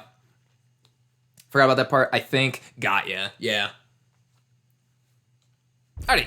So what time is it? It is 7:48. So yeah, we got time for a couple more events before the stream is done. Vroom vroom, off we go. Alrighty. And this is one of my favorite turns in this game too, just because you can keep a drift going for so long. I'm probably not going to be able to keep a drift going for too long, just because I gotta deal with these street racers by utilizing the very tactics that they do against them. I get in this instance, in the context, you have to fight fire with fire, I guess, if you want to do it with street racers, but I also find it particularly funny that you gotta be like, that the police force here essentially does legalize street racing activity for combating the street racers. I don't know. Oh, and here comes the sound effect of the EMP.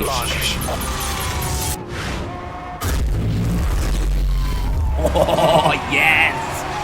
Oh, something about the EMP sound effect is so awesome to me. Has the same vibe as like an M1 Garen thing to me. All units, local EMPs are now authorized for use. Gotcha. Ooh!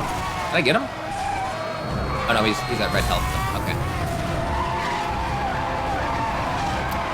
Pass at, we got 2 busts right now. Busting makes me feel good. What? Sorry. No, you go ahead. Oh, can the unit reach? Yes, it can. There we go. All right.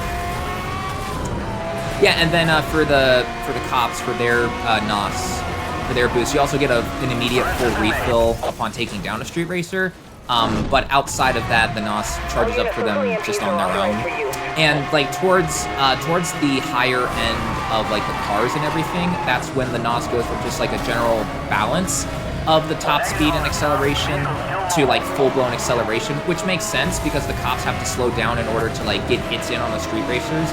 Meanwhile, the street racer is like a mix of the two, a mix of like top speed and acceleration, because they're always incentivized to just put the pedal to the metal and just go as fast as they can. Like they don't have any reason to slow down other than like turns and such. Boink.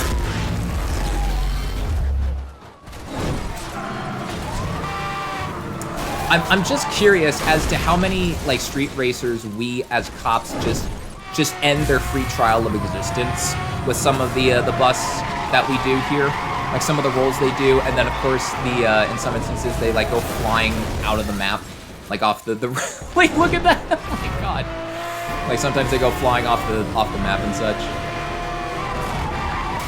Like that would have probably killed him. That would have killed him right there. How the hell are you still alive? T-boned on the driver's side. Look at you, how are you not paced? How have you not ejected from your, well, probably seatbelt, but see, you guys are judge, jury, and, yep. Oh, I do remember one time long ago, back in 2012, right before 7-year-old, my awesome dad got me a Sega Genesis. It was so much fun. I also really enjoyed playing Sega Genesis, played all the games in Sega Genesis, good times. I've never played a Sega Genesis game before. Funnily enough, now that you mention it, I don't know. I've always just, I don't know. It's an interesting system, but it's just never something that, like, I've been to, like I haven't found a game, like, that's on the Genesis, to play. I don't know, like maybe a Sonic game, like, for instance, because I actually have, do I have yet to play? I think I do have yet to play a Sonic game just ever in my life. Well, I mean, if you want to count Team Sonic Racing, if you want to count that game, if you want to count Sonic All-Stars Racing Transformed as a Sonic game, then I've played a Sonic game, but those are like spin-off racing titles, not like a mainline one. A mainline one I haven't ever played yet. Sega Genesis was Oh, really? Oh, that's awesome. Sega Genesis was your very first system? My very first system was PlayStation 2. That was my first one ever. My stepdad was the one who introduced me to it. There's actually a picture that we have of me on my stepfather's lap. Both of us are looking straight at the TV. That's out of frame. That's out of frame of the picture. My stepdad is focused on the TV, and then there's young old me just staring at the TV in awe, like eyes wide, mouth agape, controller in my hand, and then my stepfather's holding the controller with me as well as he's like guiding me. I forget what game we were playing, but I know it was a PlayStation 2. And then there's just young me going, what? Like, oh, so this is what gaming is like? And that is the first instance of me playing a game. So I have my stepfather to thank for introducing me to the world of video games. It's really awesome. Yeah. First system was the SNES. Nice. I've actually got a couple of SNES games on the Steam Deck. Mainly I've got like Star Fox and Star Fox 2 as well on there. I think, or no, wait, no, I'm thinking of Mario 64. I've got Mario 64 for the N64, but yeah. Aw, people happy. That's so cute. People happy. Yeah. Aw, it's like really. Aw, yeah. Let's see. Mario World. I don't know if I have Mario World on there. I'd have to check my gaming library. I don't know if I've got that on there. Let's see. Nah, yeah, yeah, it's something that I'd have to check. Yeah. All right, so it's 7:54, so 5 minutes. So we got enough time for one more. Let's do a hypercar event, just to show you how fast things can really get. Which one is the one that I like to do? I forget. Never played Star Fox 2, unfortunately. I should find a ROM. So the first way that I played Star Fox 2 was actually through the Nintendo Switch Online service. I got the Plus version of that because what happened was I forget off the top of my head what year it was. But it was only a couple years ago, not too long, that my dad had actually given me like a Nintendo eShop gift card. So I figured, you know what? Let's just put that towards a Switch Online like subscription kind of thing. So I got essentially like my first year of Switch Online at like a heavily reduced price because of the gift card and everything. So I actually have played Star Fox 2. It's really interesting. Like the gameplay paired up with like how troubled Star Fox 2's development was. Like how the sequel was canceled and then it was like brought back and all of that. It was like a hidden game for a while. It's really interesting. I mean, I'm not gonna spoil like the gameplay for you, Lupon. I'm not gonna go in depth into detail about that. If you're actively looking to play the game yourself, I won't spoil you.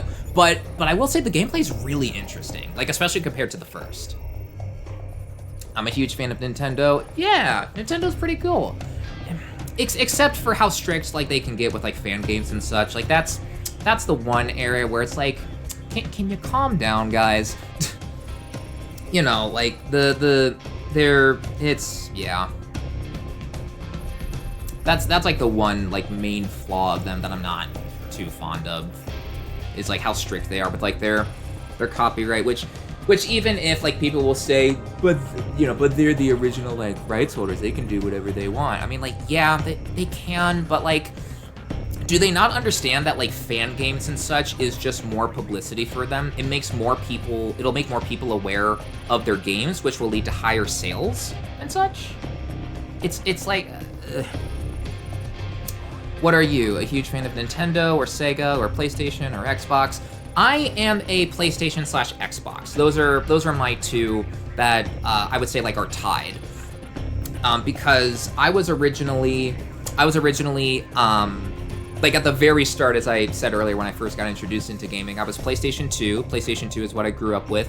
Then I swapped over to the Xbox 360 during my latter K through 8 high school years. Then during like my high school years, my teenage years, I was Xbox One, which was quite surprising given how much better publicity the PlayStation 4 had compared to the Xbox One. Looking back on it, I don't know. I'm questioning why I guess it was because my stepdad, he also had his own Xbox 360 back when he did a lot more gaming, and such. Because like my stepdad would have his own 360, I would have my own 360 in like my room or like the basement of the apartment that like we would live in, the man cave as my stepfather called it, and I just picked that up. Like he would buy 2 copies of the same Call of Duty each year, like one for himself, one for me, and all that. But then after the Xbox One, I was introduced to the world of PlayStation 4 through my dad. It was the Christmas of 2018, and I'm certain it was 2018 because I remember Ace Combat 7 was coming out around that time, and I distinctly remember being like, oh, cool, you know?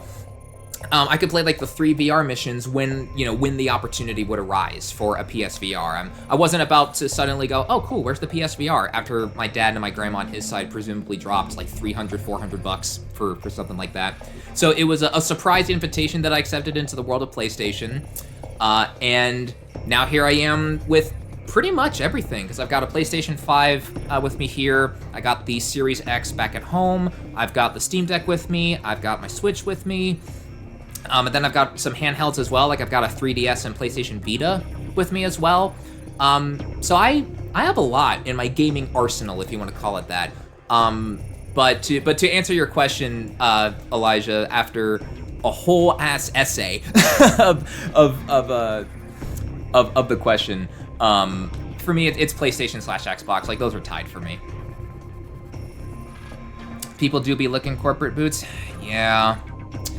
Unfortunately, yeah. Glad you're a huge fan of PlayStation. Yeah, like I've got my dad to thank for that because of the surprise PlayStation 4 that he got. Because before then I could never imagine a world of like, or I mean I could imagine it, but I didn't think I would ever experience like the world of PlayStation, like in depth.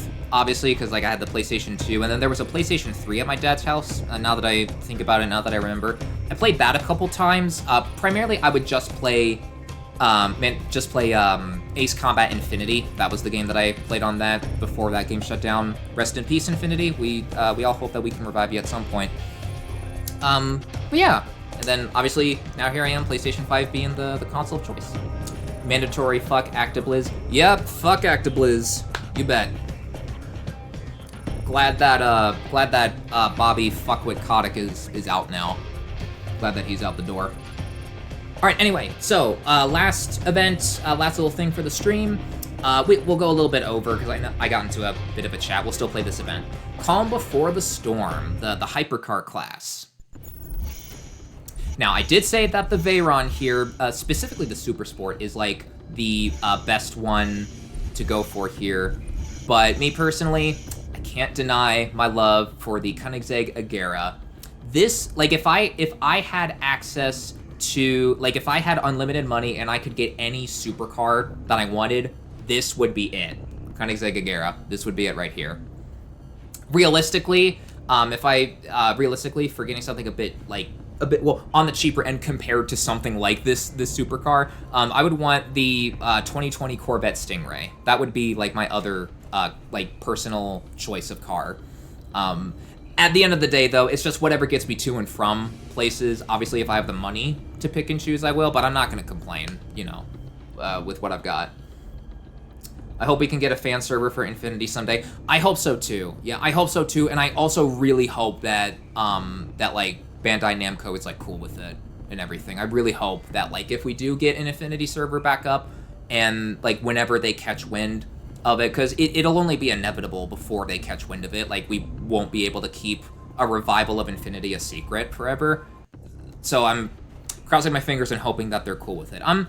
I would hope that they're cool with it. Like, even if Bandai Namco wanted to shut it down, I'm hoping that, like, Kazutoki Kono and everyone over at Project Aces would negotiate or, like, say, hey, no, wait, no, let them be.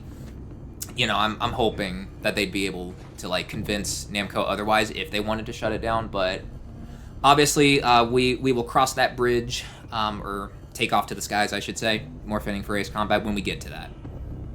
Oh, the Stingray is sick? I know, right? It's so awesome. I personally really love. Yeah. Alrighty, here we go. Last event for the night. I must have gotten rid of my old rap. Oh well, we'll stick with this one.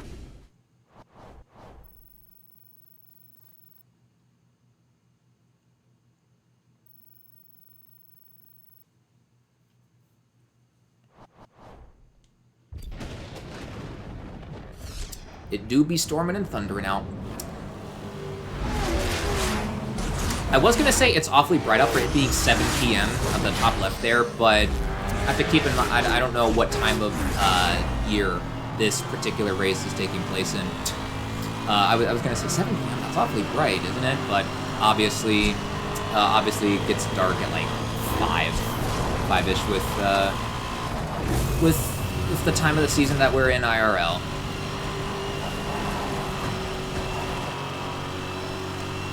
Man, on the note of the time of the season, I don't know if I've mentioned this before on stream yet, but I've now discovered that the only reason why I loved like snow when I was a kid was because of the possibility of snow days. But now as an adult, where I have to drive myself to and from places, and then I have to like get out the door a couple minutes early to let the car, I have to let the car heat up a bit. To like defrost like the windshield and like scrape all the snow off the car and everything. I'm not too much of a fan of the snow anymore. It's like if I don't have to be anywhere, then like seeing snow outside is like all cozy and comfy and everything. But if I have to be somewhere, it's like, snow, can you not? Especially since snow days are just not a thing anymore, or like they won't be a thing if they aren't already with the advent of like online Zoom classes and everything, because now everyone's just gonna be like, oh, you can't go to school, we'll just log on to Zoom and everything. And it's just like, come on, man. I got out of K through 8 in high school at the right time, because nothing will ever beat the like wave of excitement that you get when you tune into the news and you see like your school district with the big bold red letters all combining to say the word closed, you know? Or the disappointment when you would see in bright bold green text open. You're like, ah, fuck, I gotta go today. Especially if like the snow day happened on a Friday, you get a free 3-day weekend right there. Fuck summer. I agree. Yeah, I personally am someone who particularly would prefer cold over hot, because for me at least, it's a lot easier to warm up than it is to cool down. So that's why I also agree in saying fuck summer, especially with how like hot and humid it can be. Oh, I'm gonna take the gamble and not jam it. Yes. God damn, another one of y'all. All right, there we go. I like snow because of how... Oh, I like snow because it supplements how dark it is outside. Oh, true, yeah. Yeah, but like, obviously, like, walking around in the snow, especially if like multiple inches have accumulated up since then, especially if you're like not wearing snow boots, like if you didn't like catch the weather or something, because a couple days ago that happened, where like it was raining first, and I went to my class, and then it like it was snowing on the way out, so like the rain snow mixture was like especially since I was just wearing regular ass tennis shoes, so like my socks were all soggy, like ugh, no. Wait, what's up?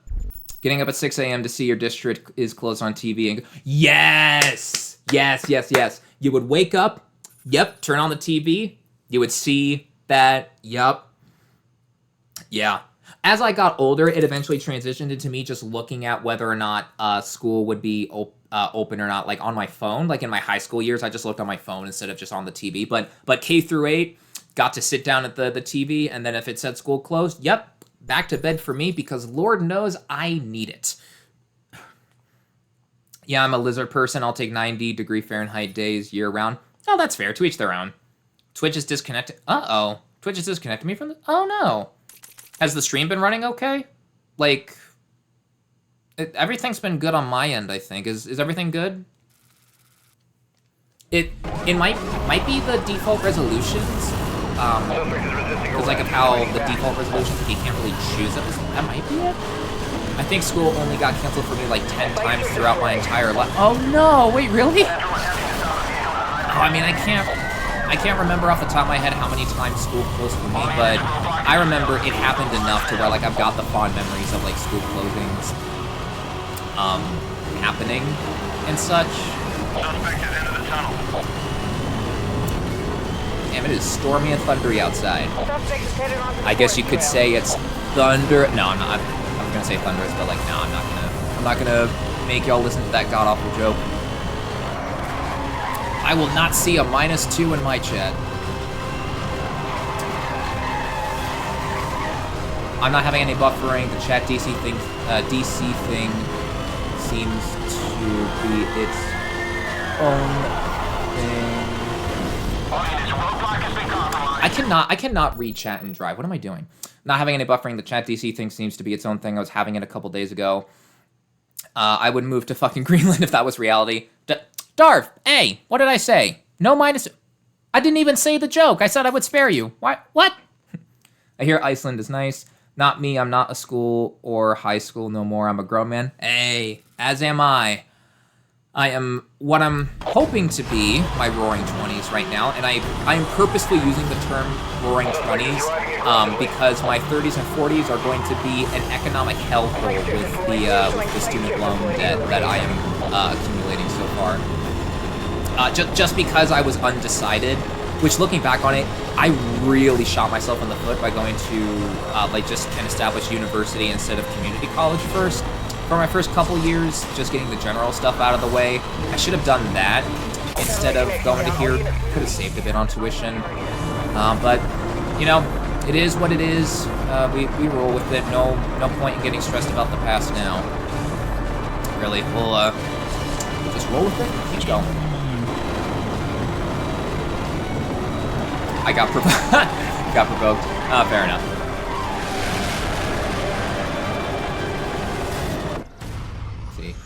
I went in-state, so I'm lucky to say I got out in under 30K debt. Nice.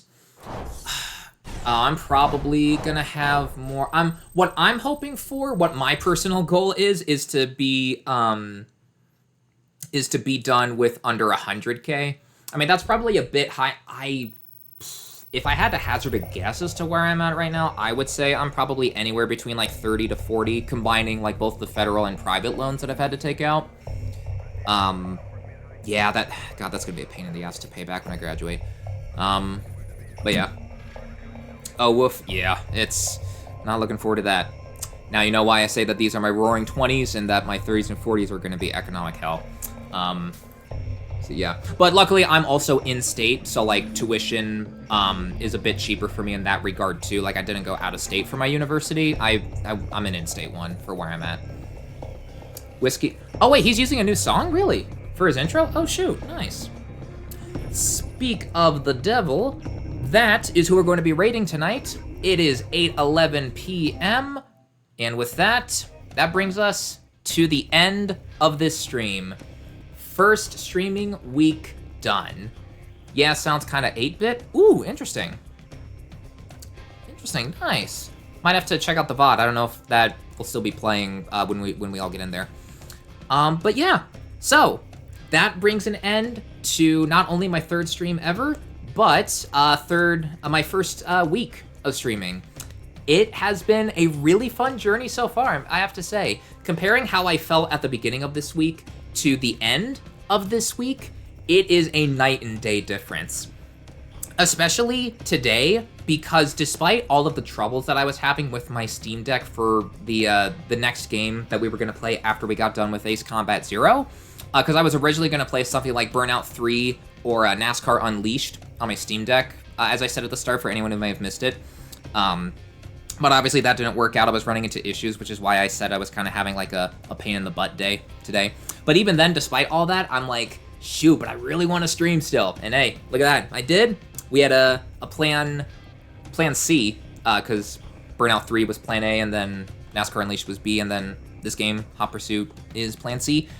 So yeah, See, have a good night's sleep, Thunders 12. Great job as always. Great stream. Good night, bud. Oh, I mean, I'm not going to bed just yet. I'm still gonna stay up a bit longer, watch Whiskey stream, and then I don't know what else I'm gonna do afterward for the little bit longer I'm staying up.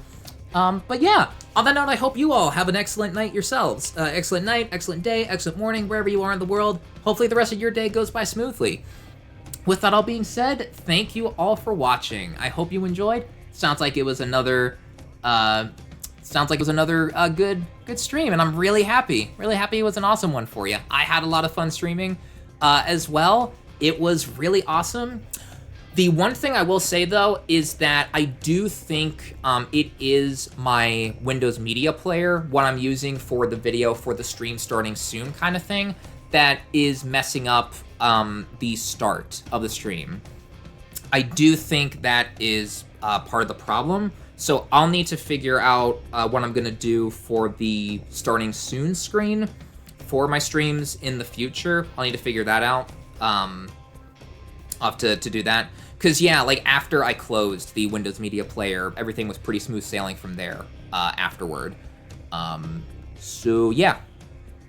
Damn, no wonder Thursday's stream was hell at the start, because I had Chrome up at the start along with the media player. My laptop was probably screaming at me. It's like, what the fuck are you doing? Stop! Like, oh god. But yeah. Sure, can't fucking believe that's considered good in America. Yeah. Yeah. Yeah. That is... Oh, boy. Yeah. Maybe I really should join a world with no boundaries, because that way, with everything reset, student loan debt wouldn't be... No, I'm kidding. Hey, FBI, CIA agent watching who's undercover in Twitch chat, this is all a joke. This isn't meant... I don't actually... No. I don't actually plan to launch anything. No. Shush. Away with you. Yeah. Let's go, Whiskey. Yeah, probably. Yeah, so I'll figure out what to do for, like, the start of the streams and everything else. I don't have anything in mind for next week, like what games I'm going to play. I will let you all know on Tuesday what the schedule is looking like for that week. For those of you who don't know, I stream on Tuesdays, Thursdays, and Saturdays from 6 p.m. to 8 p.m. Eastern. I also have a YouTube channel under the name Thunderous Wolf. I do video game reviews and essays here as well, if you want to check that out. I don't have a bot command, like the exclamation point YouTube. I still need to get that figured out as well. Bot commands are going to be the next big thing that I gotta implement into the next stream. But yeah, with that all being said, thank you all for watching. Hope you enjoyed, and let's go raid Whiskey Dingo. That's the other thing that I forgot. How do you do raid messages? Oh, I forgot about that too. I knew there was something that I was forgetting. I'm like, I had to research something, didn't I? Real quick, Lupin, the 3 asterisks, is that like a censored word that like AutoMod is catching, or did you just put in the three asterisks there? Because I've got AutoMod set up as well, so I don't know if it's not telling me that AutoMod caught something, so I'm assuming it's just 3 asterisks. But I figured I'd ask just in case it's like trying to block something that you're saying.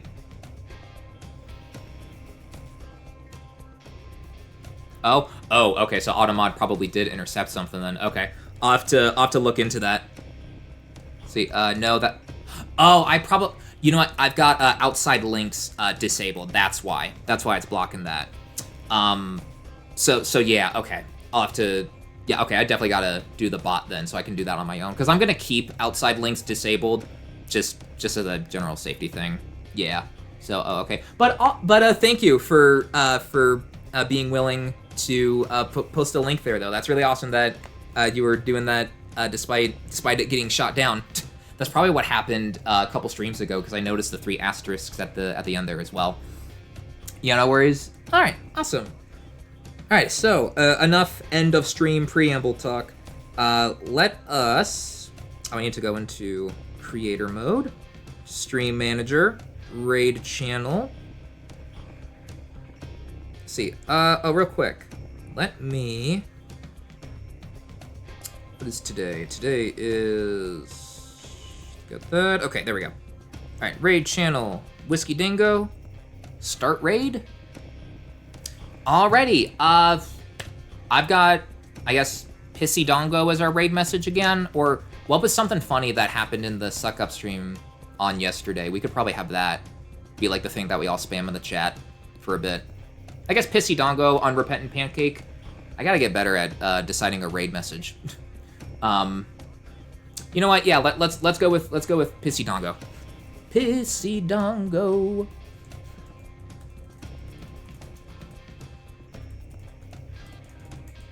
I don't know if my microphone is picking up my typing, but I am eagerly typing away the eagerly typing away what I'm gonna. Oh, Darv, you beat me to. Okay, just copy and paste Darv's message then. Darv already beat me to it. What I was gonna do. Pissy Dongo, Pissy Dongo, Pissy Dongo. Yeah. Alrighty, I wonder what he's playing tonight. We shall see. Alrighty, everyone. Thank you all for joining me on this third stream ever. I will see you on next Tuesday. Have a good one, everyone. Have a good one, yeah, that works. Have a good one, everyone. Professional copy pasta spammer, easy. Hey, yeah, you do gain some good copy pasta spamming skills in Whiskey's chat with how often shenanigans happen there. Alrighty, everyone. Stay safe, stay healthy, and peace out.